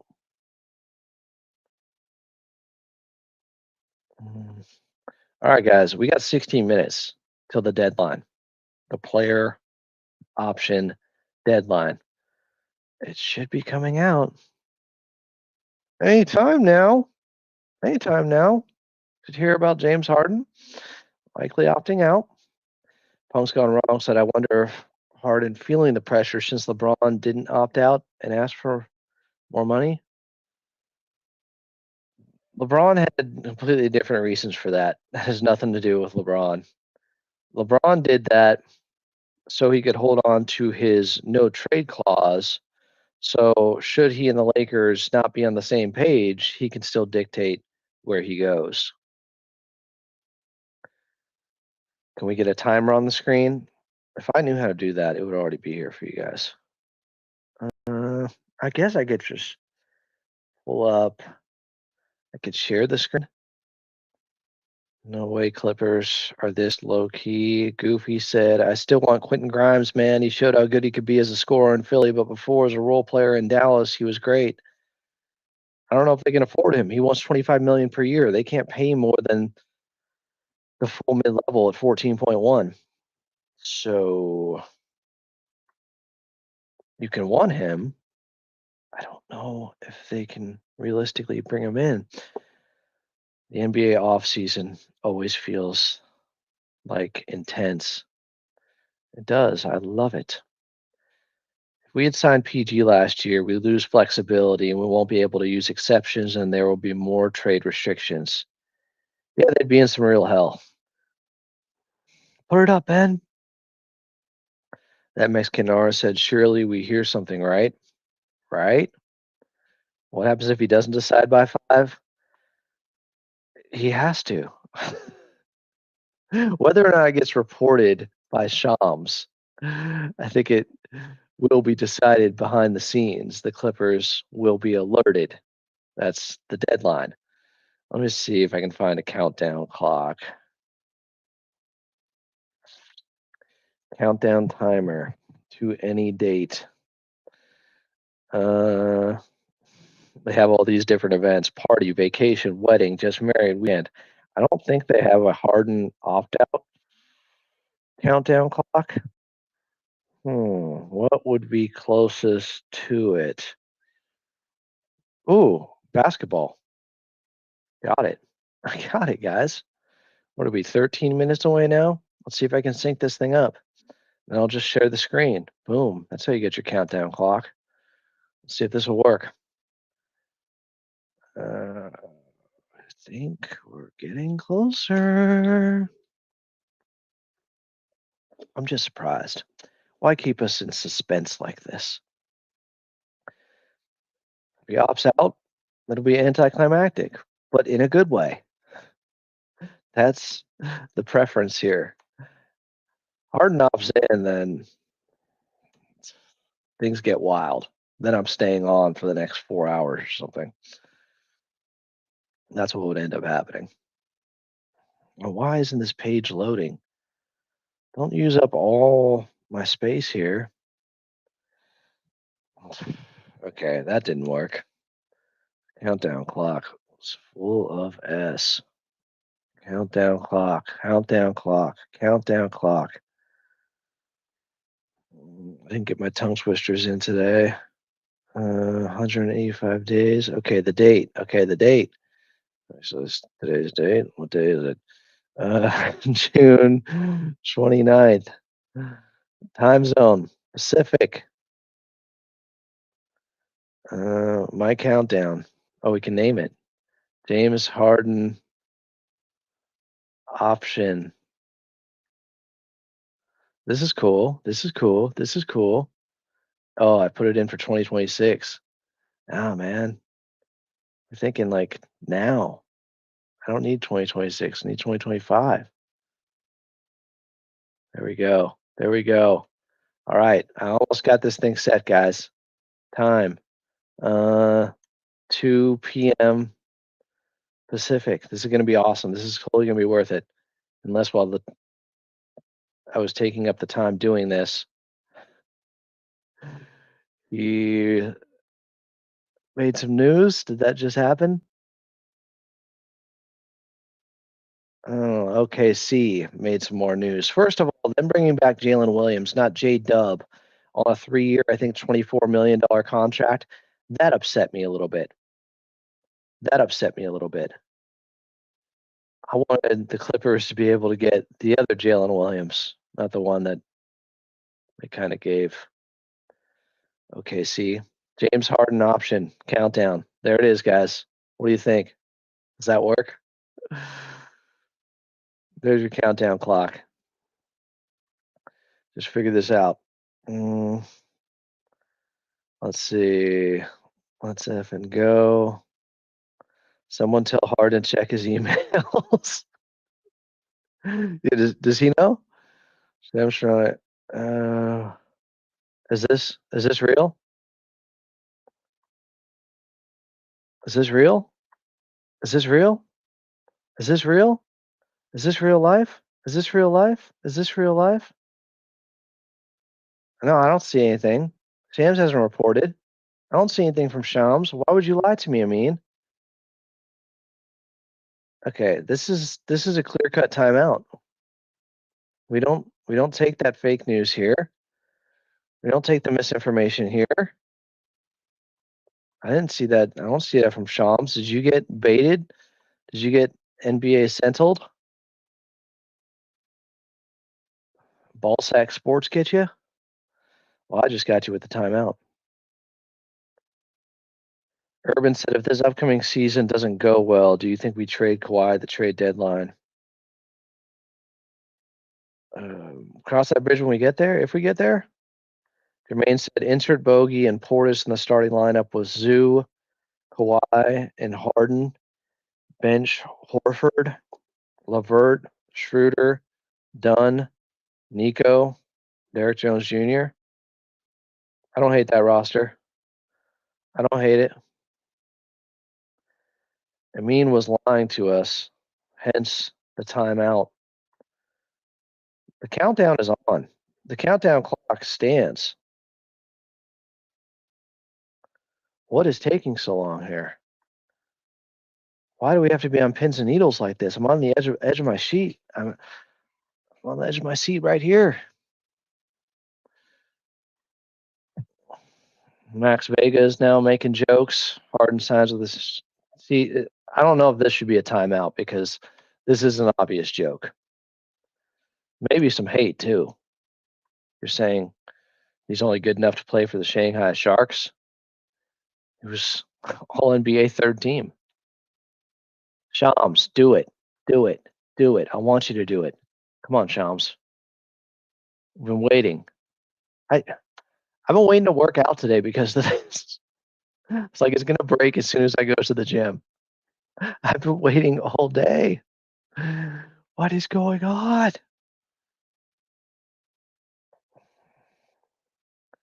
Guys, we got 7 minutes and 10 seconds.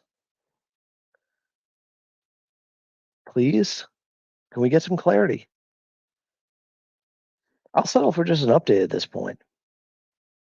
Like if Shams says James Harden has until this time, then okay, at least that's something. What else do we got? What else do we got? I'm just refreshing X now, guys, like everybody else.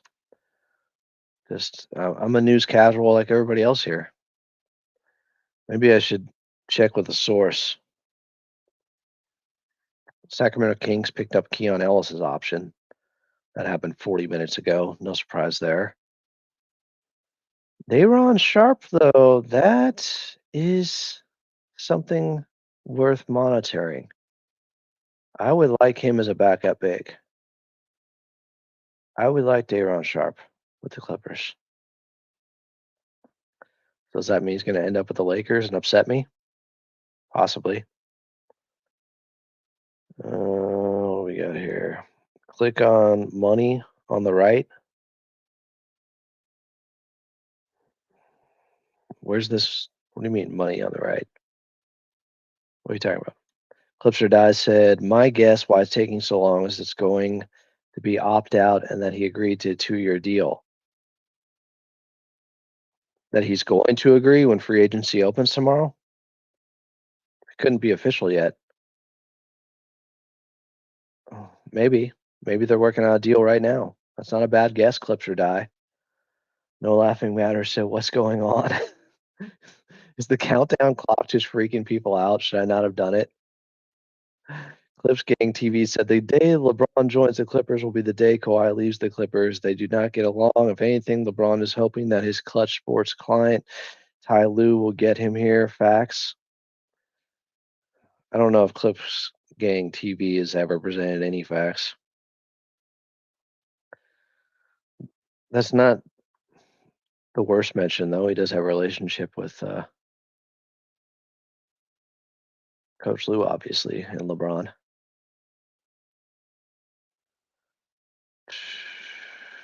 All right, come on. Come on. Come on. I want you to do it. Yeah, maybe we're going to see that there's going to be some language saying that they're expected to sign a new 2-year deal worth this much. And they're just hammering out the details. And it will say James Harden opts out and is expected to sign. That could totally be it. Reneel said, this is a countdown to the end of the world. We're all going to die in 5 minutes. Okay. Well, I guess it's 4 minutes now. Now, that's the ultimate doomer right there. There have been some Clippers doomers over the last month or so since they exited the playoffs unceremoniously with a bad Game 7 loss. But that takes the cake. Ex-Mongo Project said, is there another team that is a threat to get Harden? Okay, the Brooklyn Nets have the most money under the cap at $44 million. I don't think they'd be using it to spend on Harden. Not really. There's not really much of a threat to my knowledge. I think the Lakers go with established player like Capella or Lopez over a young player like Sharp, but he'd be a good fit for them, so who knows? I think they would try to get both. I think they want to get a vet and somebody like Sharp is what they would do. But that might be difficult. Yeah, I guess they'd have to pick one up in free agency and trade for another. Technically, because Dorian Finney-Smith opted out, the Lakers have the full mid-level exception at the moment. I think they're under the first apron at the moment. Clips Gang TV said Harden will opt out. Like I've said, he's going to ask for the same contract that Kawhi has, and it will not happen. Ask Paul George. Okay, when you're wrong about this, Clips Gang, I just want everybody to remember this tweet right here. I just want everyone to remember Clips Gang TV. He's making a prediction. I think he's wrong about his prediction. We got to have some stakes here. If you're right, I'll time out myself for a good 10 seconds. If you're right about James Harden is going to ask for the same contract that Kawhi has and it will not happen, ask Paul George. If you're right about that, I'll time out myself for 10 seconds. But if you're wrong, you will get a timeout the next time you're on this channel when we have the answer on James Harden. All right, guys, we got a minute 30 left. Yeah, they do have to re-sign Cam Thomas, and they will. David said, we definitely need to improve our rebounding. We got killed on the boards against Denver. We have to do better than 19th in rebounding. Here's the thing. They were first in defensive rebounding this season. First. So that's not really based in reality much. They weren't as good in that playoff series, okay? But overall, they were really good. Not gonna lie, I was watching game 1 of the Eastern Conference Finals and seeing Hallie do the choke was awesome, said Jim. Urban Figures said after James Harden's playoff performance, I don't see how he deserves to get paid more. I don't think you understand the NBA market. The regular season is 6 months long. To just throw away everything that happened in the regular season is a bit perplexing to me and nonsensical. Alfonso said Hornets get Colin Sexton, perhaps setting up LaMelo exit. Maybe, but Colin Sexton's also on an expiring contract, so Call Me said he can only really sign and trade too, so does it matter if Harden wants to leave? We can recuperate a pick, possibly. Yeah, unless he took way less money out of nowhere on the free agency market, it would have to be a sign and trade. Clips Gang TV said Clippers was not Harden's first choice as the alarm goes off to indicate that James Harden. Boom, we got it. James Harden, 11-time NBA All-Star James Harden is declining his player option and intends to sign a new 2-year, $81.5 million contract to return to the Los Angeles Clippers. It's exactly what I thought it was going to be, guys. I said 80 million, 81 million. Boom, got it. I guess I knew all along. I don't know why I was sweating anything. Shams Charania just put this out there. I try to tell y'all. Here it is right here. Let's check. It's verified. Yes. Boom. Got it for you. We did the countdown. We did it right. We did it right. Wait, am I sharing my screen yet?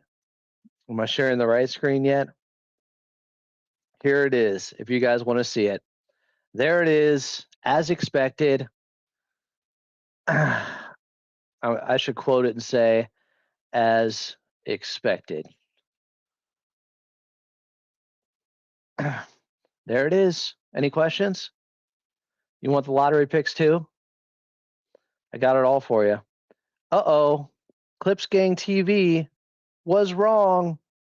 Hey, Clips Gang, you going to apologize?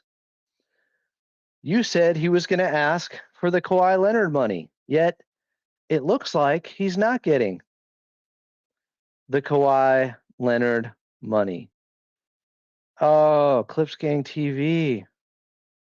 He was wrong in real time. You said he was going to ask for it.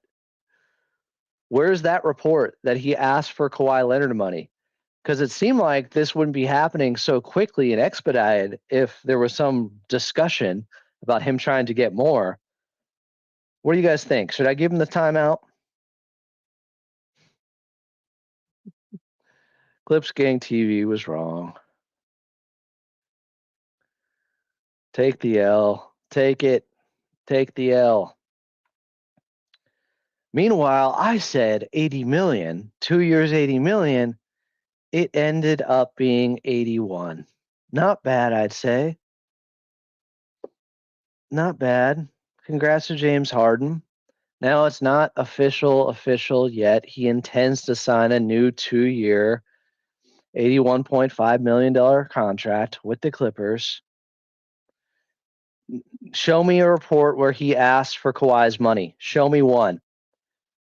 You can't. You're in timeout.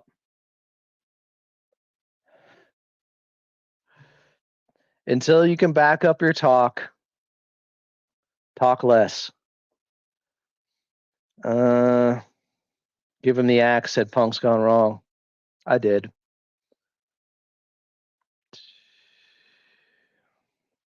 It's exactly what I thought. 2 years, 80 million. Okay, I was off by $1.5 million. Whatever. Congrats to James Harden and the Clippers. It's not official. It can't be official till free agency opens tomorrow, 3 p.m. Pacific time. He is aligned with Kawhi Leonard's deal. I am not surprised by this at all. I need to change the headline of this video because it happened. James Harden. Will it let me? Will it let me? James Harden.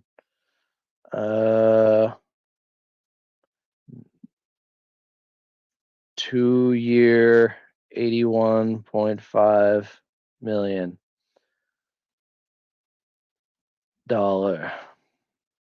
deal with the Clippers. Intends? Should I put the intends? Okay. There you have it. There's your contract decision. It was anticlimactic. It happened just the way I thought it was. It's a good day for a good day.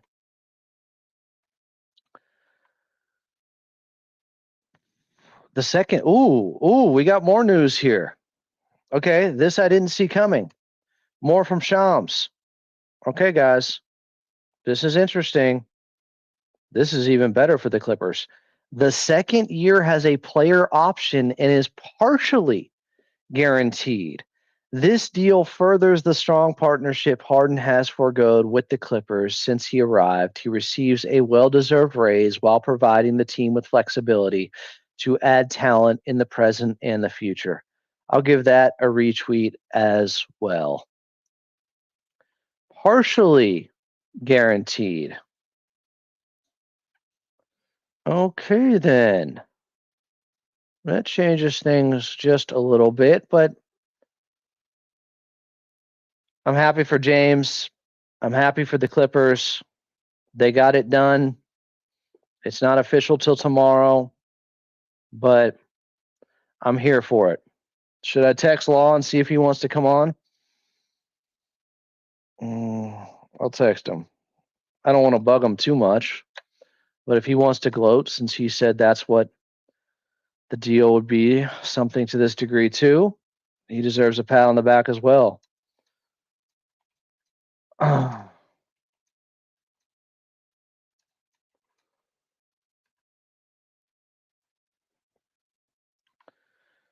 If he's busy, he busy. But this is the aim of this show today was to get this done. So it has happened. James Harden, 2 years, $81.5 million. Congrats to him and the Clippers. Will Jason Smith of Fox Sports Radio once again say this is the worst deal of the offseason like he did last year? Somehow he thought that a 1-and-1 deal was the worst signing of the offseason, which was insane. How could a 1+1 deal be the worst signing? And then meanwhile, James Harden helped lead the Clippers to 50 wins. Come on now. Be real. We'll see if Law Murray joins the show. It's a good day, Clipper Nation. You are not going to be able to replace James Harden with anything close to the level of production that he brings. Dennis Schroeder couldn't do it by himself. Tyus Jones couldn't do it. CP3, D'Lo, none of these guys. So to get him on $40 million for what he brings, that's just fine. Doesn't interfere at all with them being able to have all the cap space in 2027 and maybe a lot of cap space in 2026 too, because the second year is just partially guaranteed. That makes it a little bit different. I did not see that part of it coming. Partially guaranteed on the second year of the deal with James Harden. We don't know for how much, but that is a win. Bobby Portis intends to sign a 3-year, $44 million contract to return to the Milwaukee Bucks. Bobby Portis will be off the market. Here they come. All the deals that are intended to be signed once things become official tomorrow. Now we know Bobby Portis is not going to be a free agent. Good for Bobby Portis. Good for him. It's just amazing to me that the league has these. You know what? I'm not going to say it. I just don't know how all these deals just intend to get done. I mean, intends to get done is not tampering. Intends to get done is not tampering.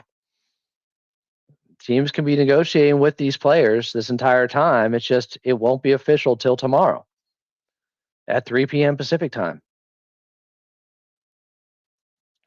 I think James Harden is making about the same percentage of the cap, or taking up the same percentage of the cap as he was last season.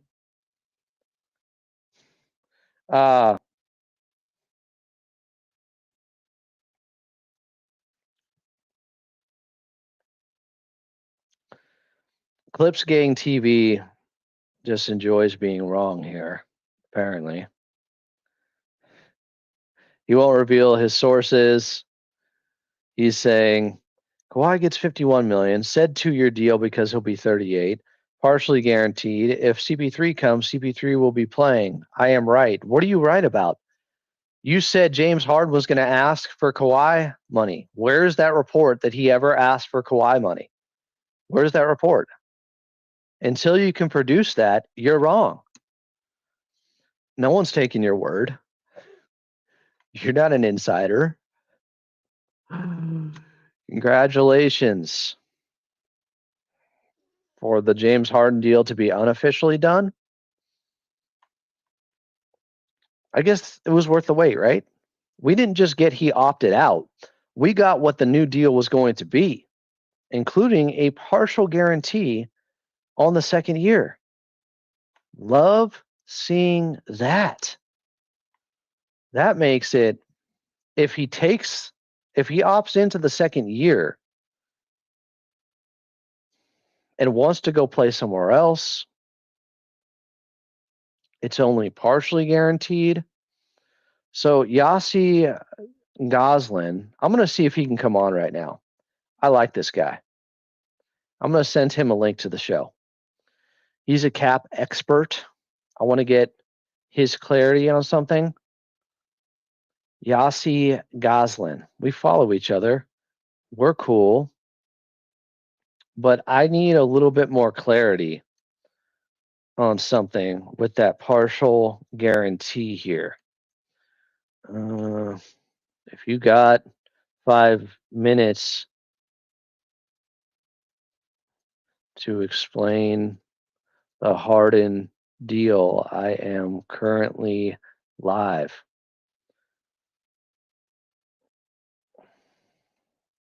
Totally up to him. If he doesn't want to, it's all good. If he's busy, if he's going to start up his own YouTube channel, but why not come to the Clippers one and talk about this deal from James Harden?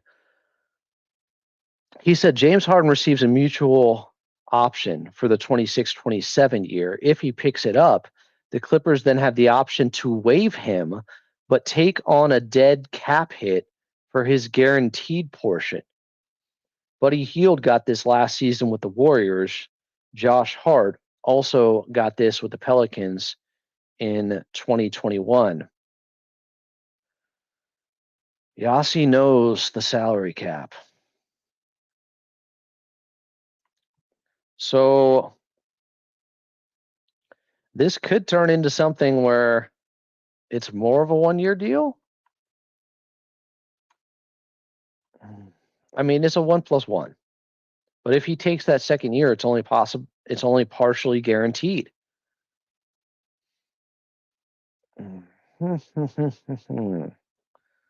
What do you say, Yossi? Want to jump in here? Do a little Clippers talk? Oh, he hasn't even seen it yet. Tuca, are you excited? So Bobby Portis is going back. Oh, whoa, whoa, whoa, whoa, whoa. The Magic declined a team option on Mo Wagner. They still have their bird rights. They could re-sign them. Mo Wagner, if he became a free agent, I know he's coming off an ACL, so maybe that's not ideal. But I like Mo Wagner as a backup. He'll probably want to stay with his brother, though. All right, I'm going to read the entire deal that was just posted. Shams Charania. This is from his article on ESPN about the James Harden deal. Titled James Harden to sign 2-year $81.5 million deal with the Clippers. James Harden is declining his $36.3 million player option and intends to sign a new 2-year $81.5 million contract to return to the LA Clippers, sources told ESPN on Sunday. The second year of Harden's deal has a player option and is partially guaranteed. Sources said the agreement furthers the strong partnership Harden has forged with the Clippers since he arrived. He receives a well-deserved raise while providing the team with flexibility to add talent in the present and future. An 11-time All-Star, Harden 35 earned All-NBA honors for the first time since the 2019-2020 season after another stellar regular season with the Clippers in which he averaged 23 points and 9 assists per game. The veteran point guard was a stalwart for an LA team missing Kawhi Leonard for most of the season. Harden appeared in 79 games, his most since the 2016-2017 season, and finished with the 5th most minutes played in the league. He became the only player this past season with 1,500 points, 500 assists, 100 steals, and 50 blocks. Harden's high level of play and availability helped fuel what many considered an overachieving season for the Clippers, who won 50 games and made the playoffs outright as the number 5 seed. That was Shams Charania with a little bit more on the deal. Some people don't understand. They're just like, we got old and older. It's like they don't have better options to bring. Who's the younger guy that's as good as James Harden that they can bring in? Let me know. Who's even close? Let me know. Robert Flom just did a write-up on the deal. You guys should check that out on 213 Hoops. Maybe I should. Should I read it? Should I read it?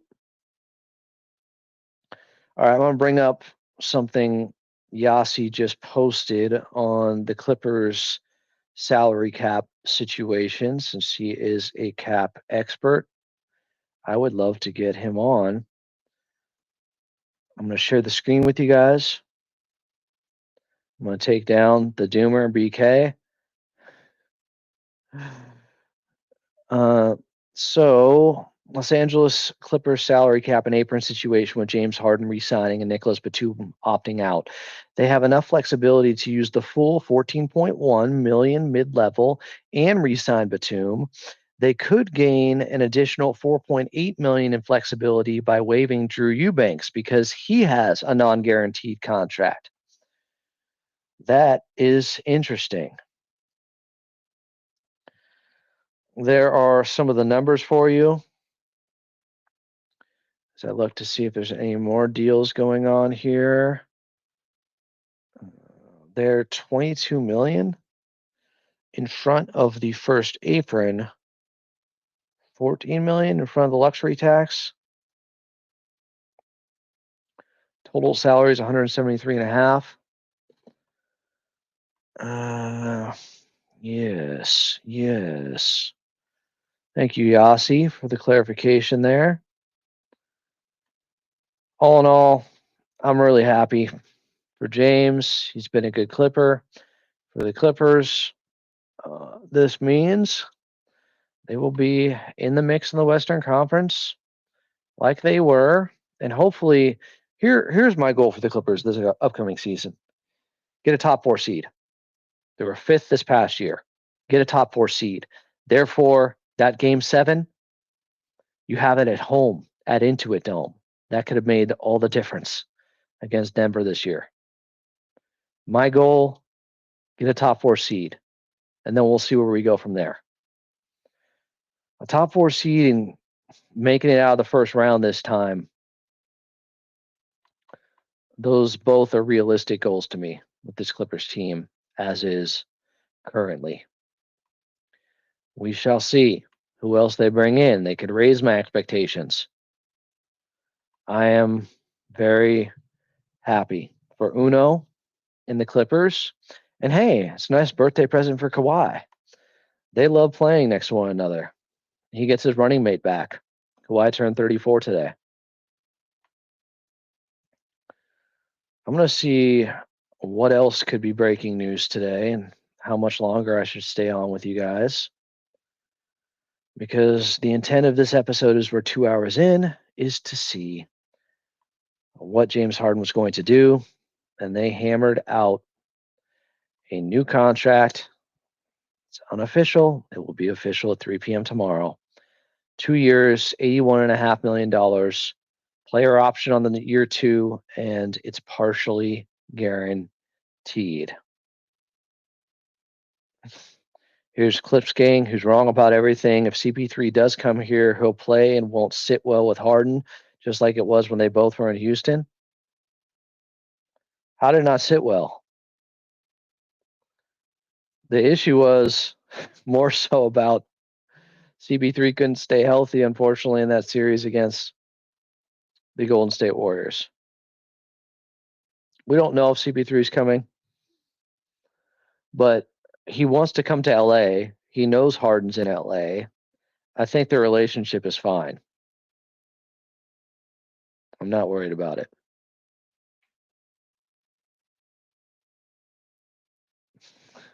Clipskeg TV is saying, and no, Kawhi does not like playing with Harden. I'm guessing he's trying to say there. This guy's completely wrong. I forgot. Clipskeg TV is a complete Kawhi stan that could care less about the Clippers or James Harden or anything else. That's where everything comes from. He sees everything through that lens. Complete bias, zero credibility. Just ignore him, guys. Just hit the ignore button or whatever you need.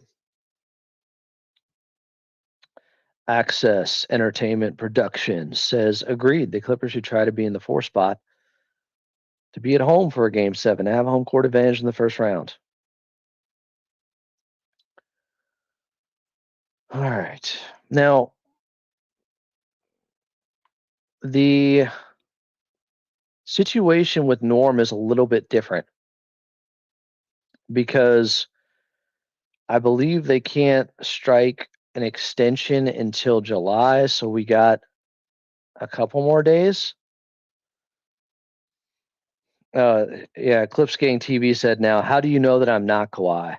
Should I just here's another timeout.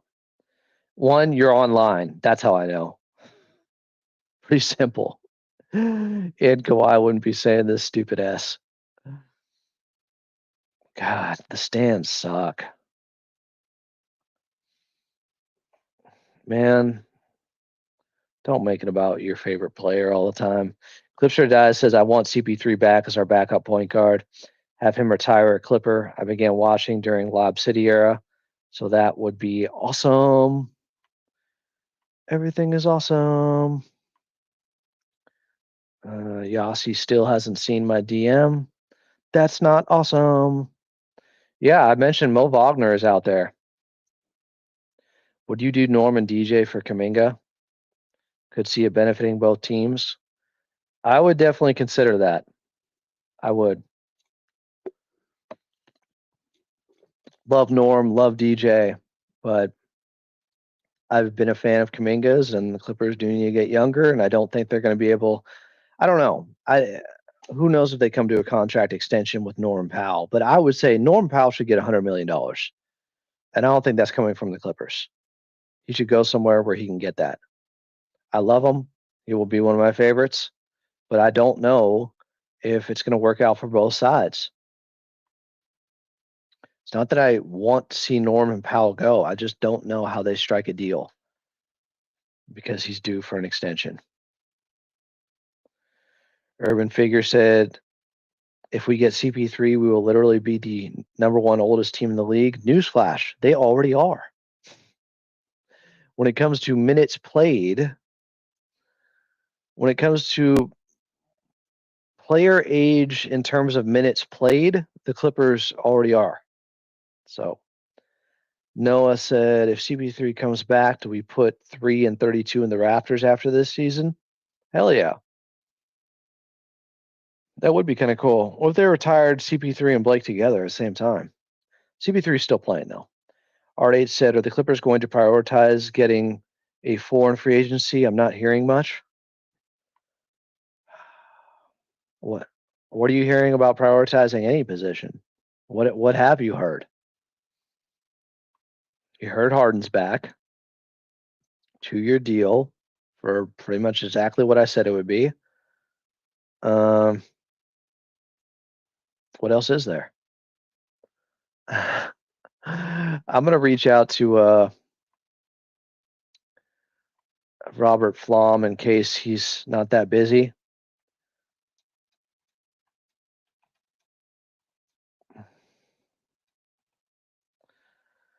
Big shot Bob Flom just wrote about this. Wrote about the deal with James Harden. I'm sure you guys would like somebody else's perspective outside of mine at some point. So I will send a link to Robert Flom. He's one of my favorites. He tends to be more negative like a lot of you guys, but I think he's more realistic than anything else. Ramos said that shooter from Yale can shoot the ball, a lot of potential. Polakaitis, I'm a big fan. He got an invite to Summer League. Mudir said Lawrence Frank did not sound overly positive about extending Powell during the draft media event. I wouldn't say it was overly negative, though. It was just kind of non-committal. That's how I'd put it. I'm sure they would like to get a deal done, but it has to be something that works for both sides. To be honest, I don't know if Norm Powell getting $100 million works for the Clippers timeline, because then that puts them in a situation where it eats into their free agency money for 2026 and 2027. Cole said, if you had the option of either Ty Jerome or CP3, who would you pick? Ty Jerome's probably going to make more money than CP3. Will make more money than CP3. If you're saying for the same amount of money, I'd go Ty Jerome because he's younger. That's no disrespect. It's just he's younger. Mechanic said Detroit might have some money for Norm with the Beasley situation. They might have some money for Nikhil Alexander-Walker for Nah. Art H said, I've heard they want backup center and a point guard. From where? From who? Mo Speaks is going straight doomer. I think this is another Kawhi stand that I don't know, is trying to be negative about James Harden. Urban said, I want Lauri Markkanen. Find a way to get him. Cool. So do a lot of teams. It's going to take like 3 first-round picks, at least 2, and I don't think they have. I don't know if they have the assets to get Lauri Markkanen. That'd be nice. Al Frank said priority 1 was get Harden back. I'm excited to see who the free agent targets now are. Mo said 2-year, $100 million for Norm. I can't wait. I don't know if that's how it would be structured. Terry said, Adam, are we going to have a clips and dip tonight? I don't know. Noah said, I think Frank just didn't want to show his hand in the Norm negotiations, not negatives, just keeping it under wraps. I agree with that. I need a bathroom break. So let me see if there is the actual news report from Shams talking about James Harden that I could show you guys. Let's see what we got here. I'll just make it quick. Bear with me. Give me a second. Bathroom break is on.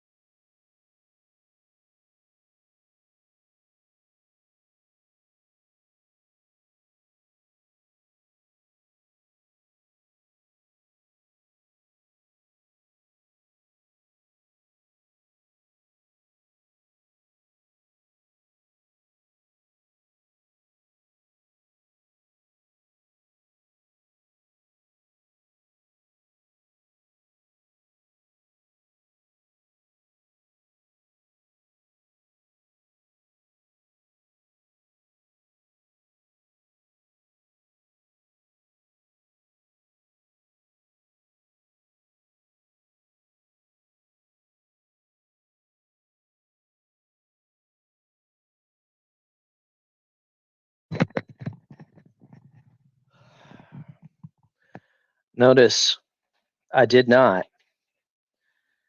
bring my headset into the bathroom and end up Leslie Nielsen-ing myself, naked gunning myself.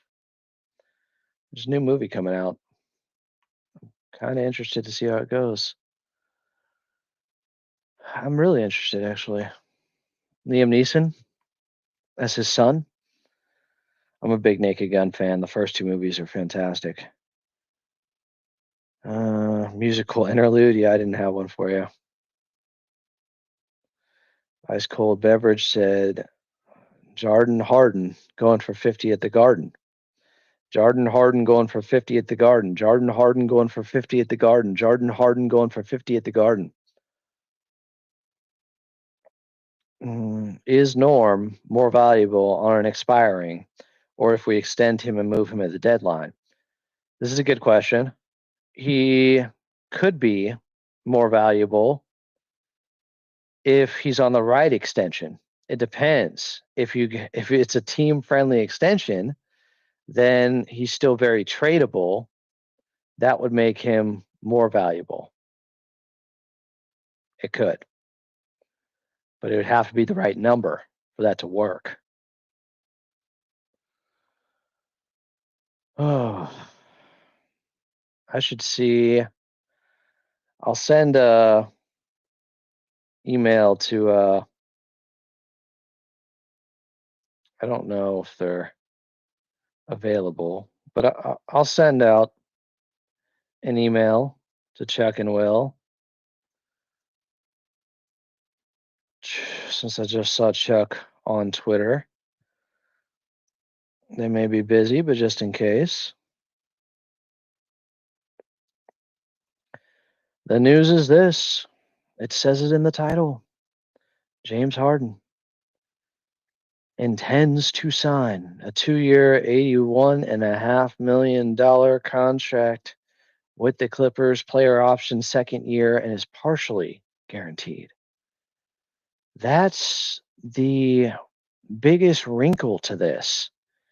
Didn't see that part of it coming.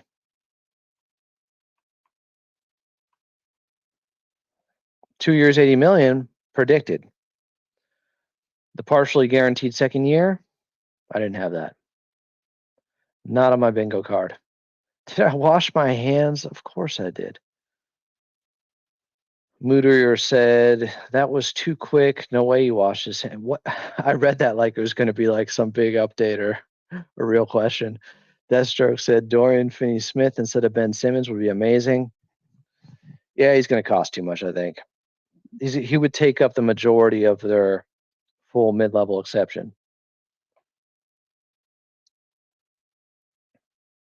Terry said, since Naz Reid, Bobby Portis are off the market, our target on the free agent market will probably be a backup one or a backup center. I would say both. Help in the front court and somebody else to help Harden out in the backcourt. A backup point guard that can really run the show a little bit himself. I like Dennis Schroeder. I'm a fan of Dennis Schroeder. If they get Dennis Schroeder, that'd be great. If it's CP3, that'd be great. I wouldn't hate D'Lo. I know some of you guys would. Tyus Jones. There are some guys out there. Can we potentially do a 2-year extension on Norm, just like with James, for the same number? I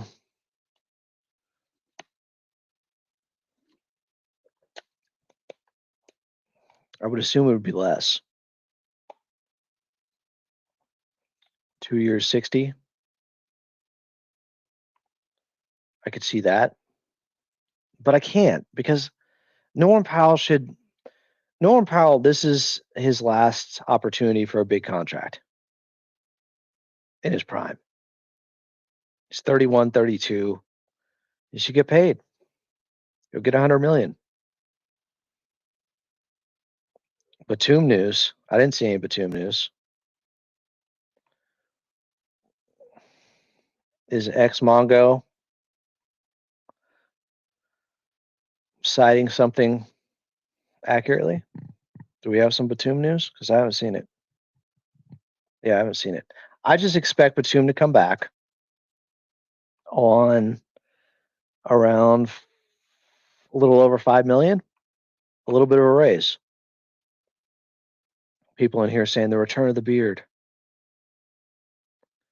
Deathstroke said Harden was tired and had to carry the Clippers because Kawhi was hurt half the season. Watch this season. If Kawhi can stay healthy, Harden can rest more. He'll be better come playoff time. He had 4 good playoff games. His game 7 was bad. He also played, I think, 47 minutes in game 6, less than 48 hours beforehand, and was amazing. They don't get to the game 7 without him. Andy said, wonder if we could sign him to a 2-year extension worth $60 million for Norman Powell. With his age, I think anything more scares teams off, but he had a great start to the season, and injuries played a factor again. Yeah, I wouldn't hate that. Amani Bates seems like a good pickup. He's still young, too. What's he make? My guy. You see a vet minimum player? I'm not that familiar with him. He was with Cleveland, right? I mean, he shot 34% from the field and 36% from the outside. Okay, so most of his shots came from the outside. I don't know. I don't know about that one, Chief. That's an interesting call. I haven't heard Amani Bates and his name brought up here. I checked in with Chuck and Will. Oh no, Clips Gang TV is back. Just feel free to ignore. That's all I'm going to do. Deathstroke said, well, he can't control what he wants to do with Ty Lue and Jeff. Sure what that's responding to. Bring CP3 back and draft Little Chris with the 2030 pick. Little Chris. Punk's Gone Wrong said this new CBA sucks. We could have been the Dodgers of the basketball world. Ballmer would spend. It does suck that you get the richest owner in North American sports, the fifth richest person in the world, I think. And that's when the CBA starts getting more strict. Clippers get an owner that would spend all the money in the world, and now they try to handcuff them. Punk's Gone Wrong said, oh, sorry. Ezio said, if we extend Norm 2 years, does it add on to this year or does it cancel out this new year? It would add on, I believe, because he doesn't have an opt out. So I think it would add on. Punk's Gone Wrong said, of those point guards who would run the pick and roll the best was Zoo. I like CP3. I mean, CP3 is pick and roll maestro. Ursula said, hi, Adam. Are we keeping Nico Batum and Ben Simmons? I think Ben will become better next season and once he's more comfortable and believes he's wanted. What do you think? I think Nico Batum's coming back. I don't know about Ben Simmons. There were rumors that Toronto was interested in him. Some were saying the Lakers might be interested in him. BK said, if anyone thinks CP3 would ever play with Harden again, y'all should read the Bleacher Report article on Harden and CP3 beef. How do we know it's not squashed? How do we know? Harden, CP3 beef. Was that the one where Barry McCockiner got Skip Bayless to think that CP3 said, I'm not even going to repeat it. I'm not even going to repeat it. Oh, you know what? I'm just going to assume it's squashed. I don't need to revisit this. If CP3 wants to come to LA, he knows what the deal is. Quentin Cornett said, what about Bogey? I wanted him to get a full training camp, and CP3 isn't in too many PGs. Huh? Bogey with full training camp could help him.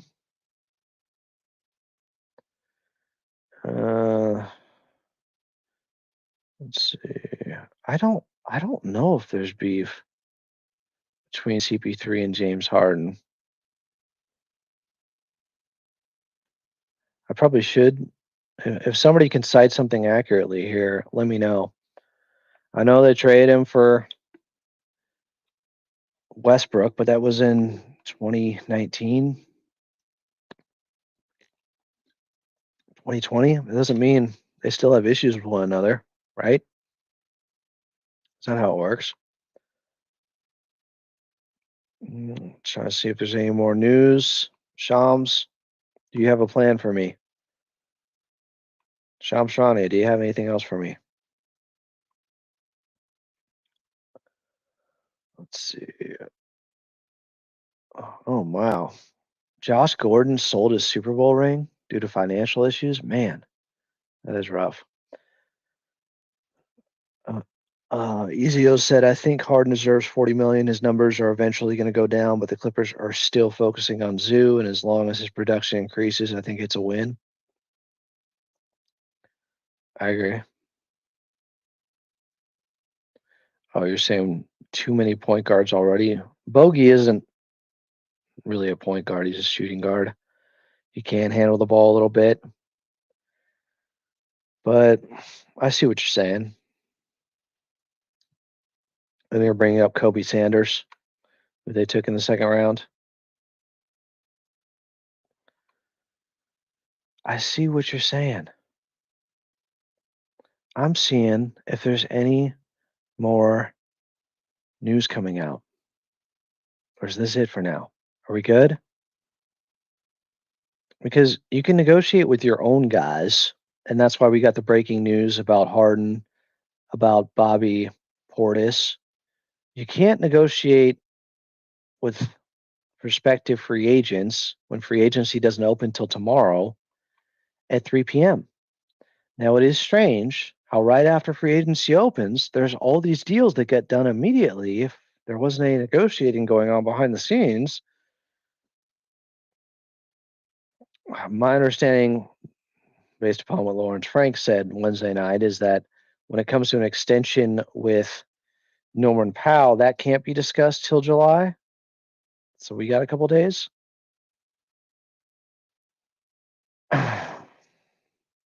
Jermaine said, honestly, I like Norm, but it's best if the Clippers trade him for a solid 4 and a pick and insert that 4 along with Bogey in the starting lineup and sign a backup. I like Schroeder or Karis LeVert or Tyus Jones. Karis LeVert. Now, I don't hate that logic at all. I think Bogey was partially brought in because if they do lose Norm, he can do some Norm-like stuff. I don't know if it's definitely time to move off Norm. Lizio said CP3 with Sanders and Yannick could be a problem. Christian said, is it 2026 or 2027 that we could have cap space in free agency? Well, considering Harden's new deal is partially guaranteed for 2026, it is possible that they could have more money open up then. But the big year is 2027, when he and Kawhi would definitely both be off the books, at least unless they extend them. Something unforeseen happens.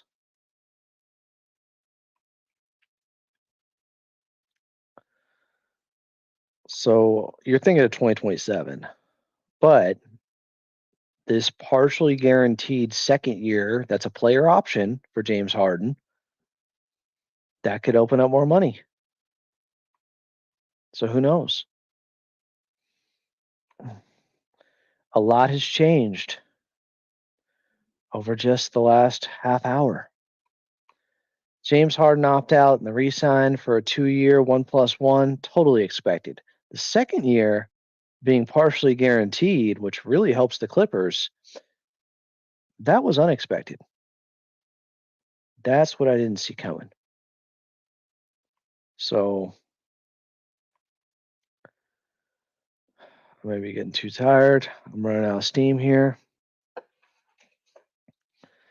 Jamal Christopher had a good tweet. Harden came and we returned to back-to-back 50-win seasons with real stretches of tier 1 hoops. The 26-5 stretch during the 23 and 24 season, and then last year the 18-3 stretch. Ultimate goal hasn't been accomplished, and he came up small in Game 7. But what he's brought for me, I personally place real value in it. That was Jamal Christopher on James Harden. Well said. They have had a couple of stretches where they have looked incredible with him out there the last 2 years. Oh, we need that hope. Now, there's other people who I think are just looking for clips or clicks. And we discussed it a little bit earlier. If you want to rewind, if you're just here for the Harden news, something else was discussed. And just to give you the proof, see, people are doing that AI edit with LeBron in a Clippers jersey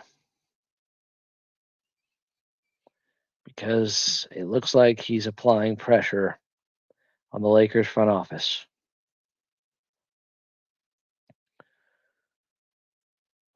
Waiving Eubanks, yes, can open up $4.8 million. We saw that. Zhang Yi Chen said, I think Harden falls in love with the Clips. Jermaine said the reason why it's definitely time to move off Norm is because what it will cost to keep him, and I don't think we are better with him. We have 2 great needs, and getting rid of Norm would fix that. Look, I understand. I think Norm is their biggest trade asset. I'm not disagreeing with you. Excuse me. It's totally logical. We'll see what happens. That's all I'm saying. But it's totally possible. So I don't know if we're going to get any other news. I expect Batum back. That would not be news to me. I don't think Batum's leaving, guys. I don't think there's. If there's one thing I'm most sure about in free agency, famous last words, it is that Batum remains with the Clippers. If he's not retiring, he's playing for the Clippers. That's what I say. If there's one thing that I have the most confidence in free agency, it is Nico Batum remaining a Clipper unless he just retires. But I don't want that. I want him to come back. The Batums are royalty and should be treated and will be treated and have been treated as such here in LA with the Clippers. We love the Batum family. You have no shot of getting the value that Nico Batum brings for the price that he will come in at. It is a bargain.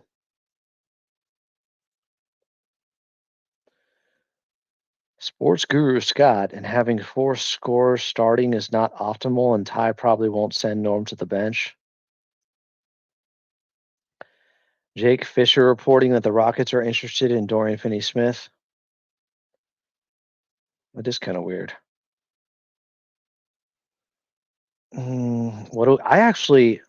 This is interesting to me. I like Rui. I'm a fan of Rui Hachimura. I'm not a fan of the jersey he wears, but I'm a fan of Rui Hachimura. I like his game. He's been playing out of position a lot with the Lakers. He is a true 4, I think, a power forward. He has been asked to guard too many quicker guys, and it's made his defense look worse than it is at times with the Lakers. If they could somehow get Rui, but the problem is, I don't know how they'd pull that off. The Lakers are going to ask for Ivica Zubac, and that's not going to happen. I also don't hate Rui's contract. And obviously, he's a younger player. He's 27. He can shoot it. In game 1 of last season for the Lakers against the Minnesota Timberwolves, not in the playoff series, in the regular season, in game 1, I saw Rui boarding and being physical like I had never seen before. And I thought this is going to be his huge breakout season.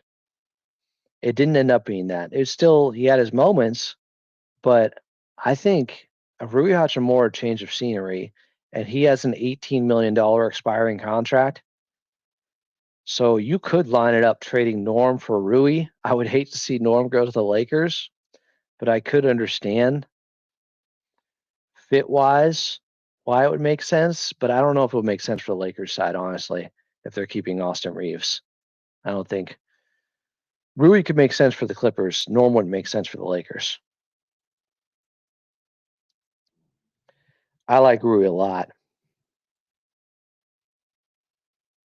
Why is Quentin Cornette doing this? Is he kidding? Is he kidding? Stop being selfish, Adam. Let Nico go to Houston or Dallas and get a championship. Is he kidding? He must be kidding. He's trying to get my goat. Goad? What's the saying? He's trying to rile me up. Get under my skin. Rage bait me. I think that's all it is. Oh no.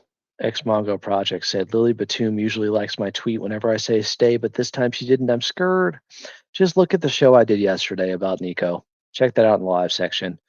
I think it'll put your fears aside. I'm very confident.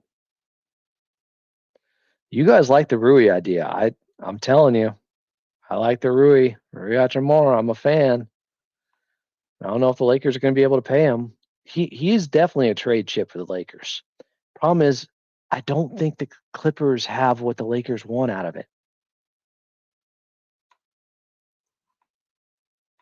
Rui makes sense for the Clippers.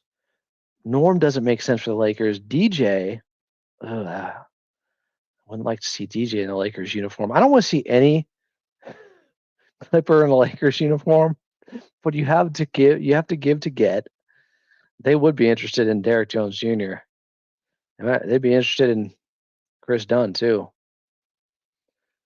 But to get to 18 million, DJ is a bargain. And then you have to make sure to bring back Rui. No, Portis just re-signed with Milwaukee. It's over. Let it go. At the trade deadline, if Milwaukee's in the tank, then you can circle back for Bobby Portis then. Ooh, Jake LaRavia. This is a ball knower right here, Wesley Wang. Jake LaRavia is interesting. I'm a fan of his game. He's from Pasadena. This is a ball knower, Wesley Wang. This is a good guy to bring up. Jake LaRavia is interesting. He's a really good three-point shooter. He has shot last year 39%. The year before that, 44%. Low volume. Year before that, 42%. But he's scrappy. He plays hard. Somebody is going to get this guy. I want to see what he made last year. I think he was still on his rookie contract. He was originally drafted by Memphis, and then last year he was in Sacramento a little bit. So, yeah, he was making like $5 million, $3 million, $3 million. It was a club option for $5 million this year. Jake LaRavia, remember that name. How about this, Quentin? You old troll. Why are you doing this to me, Quentin? I love you, but why are you doing this to me? I want Nico to go wherever he wants to go. But I think we know where he wants to go. From his own mouth. I played it for you yesterday. Do you want me to play the audio from Nico Batum again? I don't need to. Just go look at that show. They're a good match, the Clippers and Nico. D'Anthony Melton's another guy. Trading for Simons, of course, you know I love Anthony Simons. I just don't understand why Boston would make that trade and then reroute him. Maybe they're just like, well, he's good value and we can trade him again.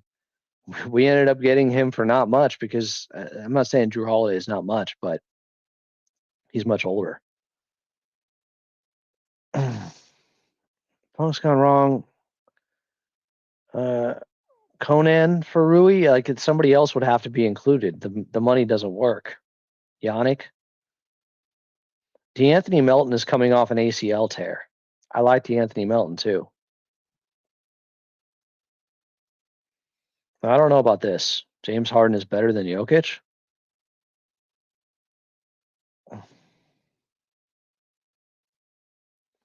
Kuminga this year or Jabari Smith next year?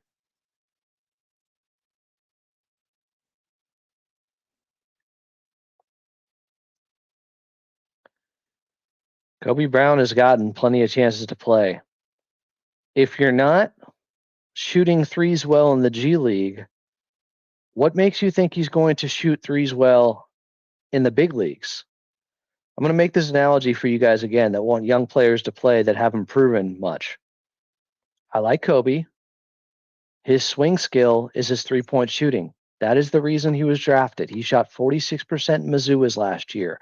None of that is translated. His three-point shot has not translated to the G League, to the Summer League. It's not there.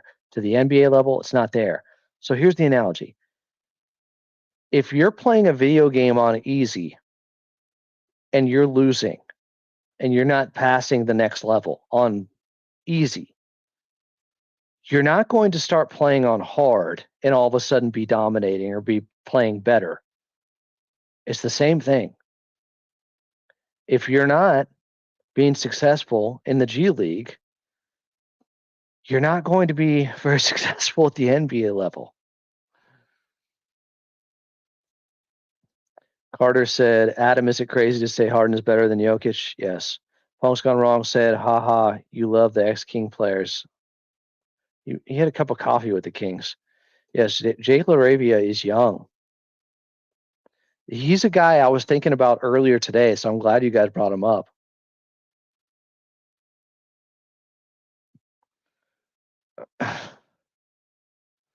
Quentin Cornette is got some real casual stuff in here sometimes. You're doing it again, Quentin. You're saying stuff that's going to end up looking bad later on.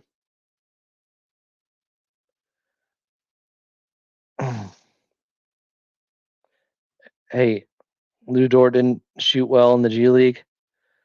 And I don't think he shot well immediately in the NBA, but the difference was the OKC Thunder were winning 20 games. The Clippers have a much higher standard for their young guys. If you want to play on this team that is trying to win, that is winning 50 games, then you have to be better. They're not tanking. They're not going to win 20 games. It's a higher standard demanded out of your young guys. You guys like Dorian Finney-Smith that much? I think he's going to cost too much.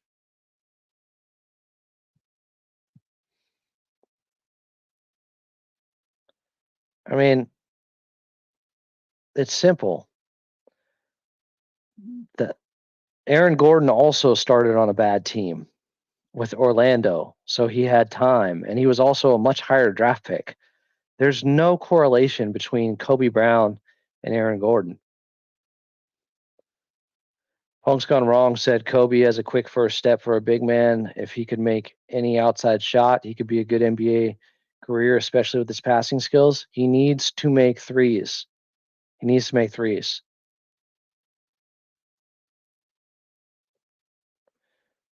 Exactly. Doing well in the G League doesn't mean you're going to do well at the NBA level because the NBA is way harder.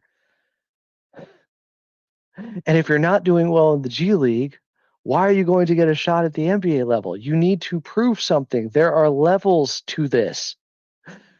Jordan Miller defeats your own argument. The fact that he didn't play well at the NBA level while playing well in the G League defeats your argument, Quentin. Oh my God.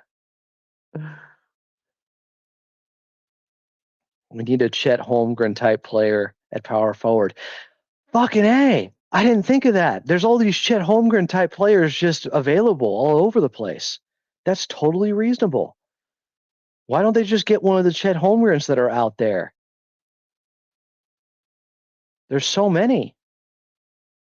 How does every team not have a Chet Holmgren? He's not a unique, rare player at all.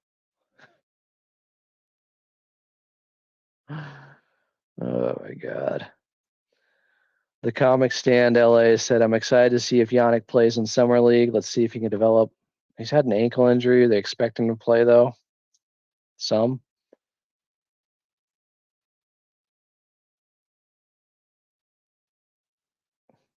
Michael Porter didn't shoot well in the playoffs, and the Nuggets still did well. They lost a lot of his minutes. You know what? The new strategy, don't shoot well from three. Is that your logic? You should not shoot well from three. Did you see when Michael Porter Jr. got pulled at times in the playoffs too because he couldn't shoot?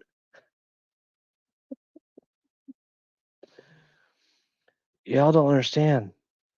Some of these young guys just maybe aren't that good, Quentin. It's not every young guy is going to develop far enough to be an NBA player. That's why when you pick number 30 in the NBA draft, there's only a 15% chance of that guy still being in the league in 5 years. Let me explain something, Quentin. There are 450 players in the NBA. There are 60 players drafted every year. Are there 60 players who retire that are in the league to make room for all those young players? No. Most of them aren't going to be able to play in the big leagues. It's very difficult. When am I going to stop being a Clippers fan and become an OKC Thunder fan? Never.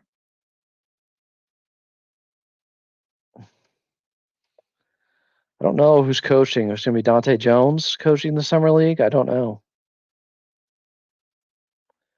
I'm gonna ask you a question. Who are all these young guys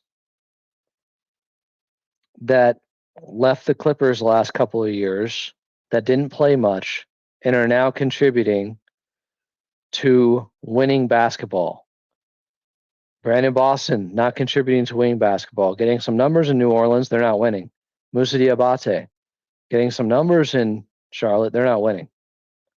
And they're bringing in guys that are taking minutes away from them. So obviously, they aren't the biggest believers in those two players, the new organizations they're at.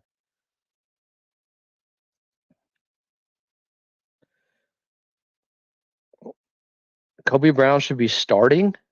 So he's just going to go from a G League player to starting in the NBA. Quinn, really big time ball knower here. You know, you got a 10 to 12 game run his rookie season with the Clippers. It wasn't great. It wasn't great. That says more about Jokic than it does any of the players, Carter. Do you understand the difference? Yes, Jokic is one of the greatest players I've ever seen, one of the greatest passers, the greatest passing big man of all time, and one of the greatest passers ever. Because they're getting numbers on bad teams that are losing doesn't mean they're necessarily developing anywhere near where they're going to end up being a real NBA player for a winning team. There's a difference.